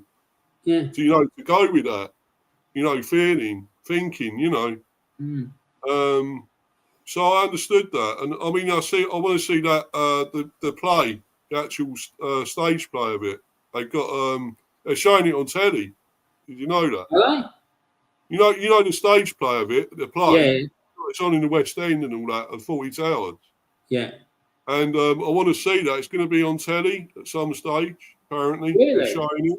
Oh, I can't miss that. I want to know when that comes on because I'm going to love that, mate.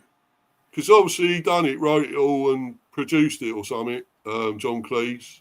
And they got somebody, do you remember a guy called Paul Nicholas? You remember him? He's playing the Major in it. Oh, Jesus Christ. Yeah. And brilliant.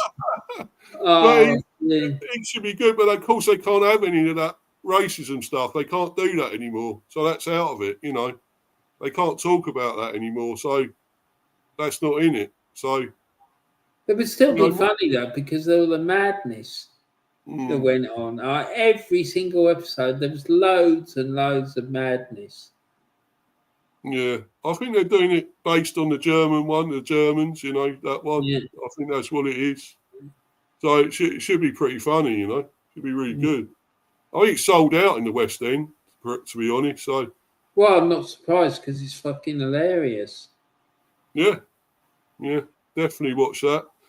But anyway, mate, we've got to go. I really want to go and get something to eat and whatever else. So, thanks for coming on, Warren. You're always welcome, buddy. Man. Sorry about what happened in the middle, but but that's all right. Don't worry about it. I mean, we spoke enough about it, and it's a fucking shit show with England. We know that. So, fucking manager, prick, German idiot. But there's probably someone who doesn't agree with what we've been saying, but still. Yeah, he gives a fuck what he says, isn't he? Fucking I noticed that he fucking disappeared. Yeah. The discussion about England started. And when you were saying you disagreed with it, what he was saying, and that he didn't last long, did he? So, no. But yeah. By the way, the cricket, they get their 226 for free, South Africa. Oh, I've got something to tell you about that. I had a guy come here yesterday, right, to take pictures of my flat because I'm putting it on the market. And he was South African, right? And we were talking about the cricket, and he goes, Warren, he said, that was a combination of England being really poor and South Africa playing brilliantly. He said it will not happen again. Yeah, right. And I was going, yeah, okay, mate. I said, we'll see. I'm not convinced. Well, looking at it at the moment, it probably will, because they're going to get nearly 300 odd, I think, South Africa, looking at it. So it's going to be well over 300 probably. And we're I just hope they don't have to play a test match against them, because I think the same thing will happen there as well. Yeah, I think you can kiss goodbye to this series, this ODI one. We'll be fucking done. We've had it. We're dead. And they win this, and then the thing is that England only got those 3 wickets right near the end because it was fucking game over by then anyway. So it didn't really matter. No. Do you know what I mean? So they've only got 3 now. So fucking shit. Ain't gonna do nothing. They were storming. There was like about 120 for no loss at one point. Something like that, or a bit lower, yeah. But it was, Not great. And I'm going to have to do probably another reaction to it, and it fucking won't be a good reaction again either. Be on a fucking rant, I think, again. But, yeah, fucking shit show, mate. But there we go. The way it is with it. Huh? It's the life of being an England cricket fan, mate. That's the problem. Long-suffering England supporters, yeah. Mm. Yeah, football and cricket, I suppose. I suppose you can say the Egg Chasers are pretty good, though. They're doing well. Well, like the rugby team ain't that great. It's just that the Lions, they had loads of Irish and Scottish players in it. Mm. Do you know what I mean? Because I'm not convinced about the England rugby team. I'm not, mate. Like Ireland are going through a bit of a transition. Wales, they'll come back stronger. The Scottish lads had loads of players out injured the last Six Nations. So, like, come this season, come the next one, I think it's going to be situation normal with the England rugby team. I just like they're not good. I think they will struggle to finish above fourth. Because the French are fucking brilliant as well. Yeah. What's happening with the All Blacks? Are they still a force now, do you think? Or yeah, definitely. Yeah, they're still a force. South Africa, the best team in the world. The Aussies are coming back. Argentina are probably better than the Aussies at the moment. They're probably, I'd say they're in the top 5. They used to be underdogs at one stage on Argentina. No, but they're like fucking. They've got a proper team. I'd say they're probably about 5th best team in the world at the minute. So I think England would struggle with them if they were to play them at rugby at the minute. Have you been watching any of the women's ones? They got the women on recently. Women's rugby and that. I just don't get that. It's like the same as the football. I just no. Women handling odd-shaped balls, yeah. Ringing any bells? Yeah. Steve, let's not go there, mate. No. But you have that experience, Warren. Mate, I need to let you go. It's like fucking 10 past 4. And yeah, no, mate. Okay. It's 3.5 hours now, mate. Follow me on Insta at Mr. B for life and subscribe to Mr. B Either Football Chat. And Mr. B chats England cricket. And Warren, you quickly shout your socials, mate. And then we'll bounce, yeah? Okay, so I'm Warren and I've got a YouTube channel called Warren's Team Talk. You can also find me on Instagram and X and Threads and Blue Sky. So that's where you can find me. Come and check me out. I've got a video coming soon. It's going to be a chat with a good friend of mine who's a Norwich fan, talking about his life as a football fan. And we get into some quite controversial subjects in that. So, yeah, look out for that because it is going to be a blinder. Anyway, guys, make sure you follow Mr. B. Mr. B for Life 182, and also on Mr. B Chats England Cricket, and then also Mr. B Hive Football Chat. Yeah. So make sure you do that. Make sure you subscribe to him. Make sure you put likes on all these videos, and make sure you share his content around, please. Get me up to 200, guys. 200 subs. Yeah, come on. Needs to be done. So. Me up there.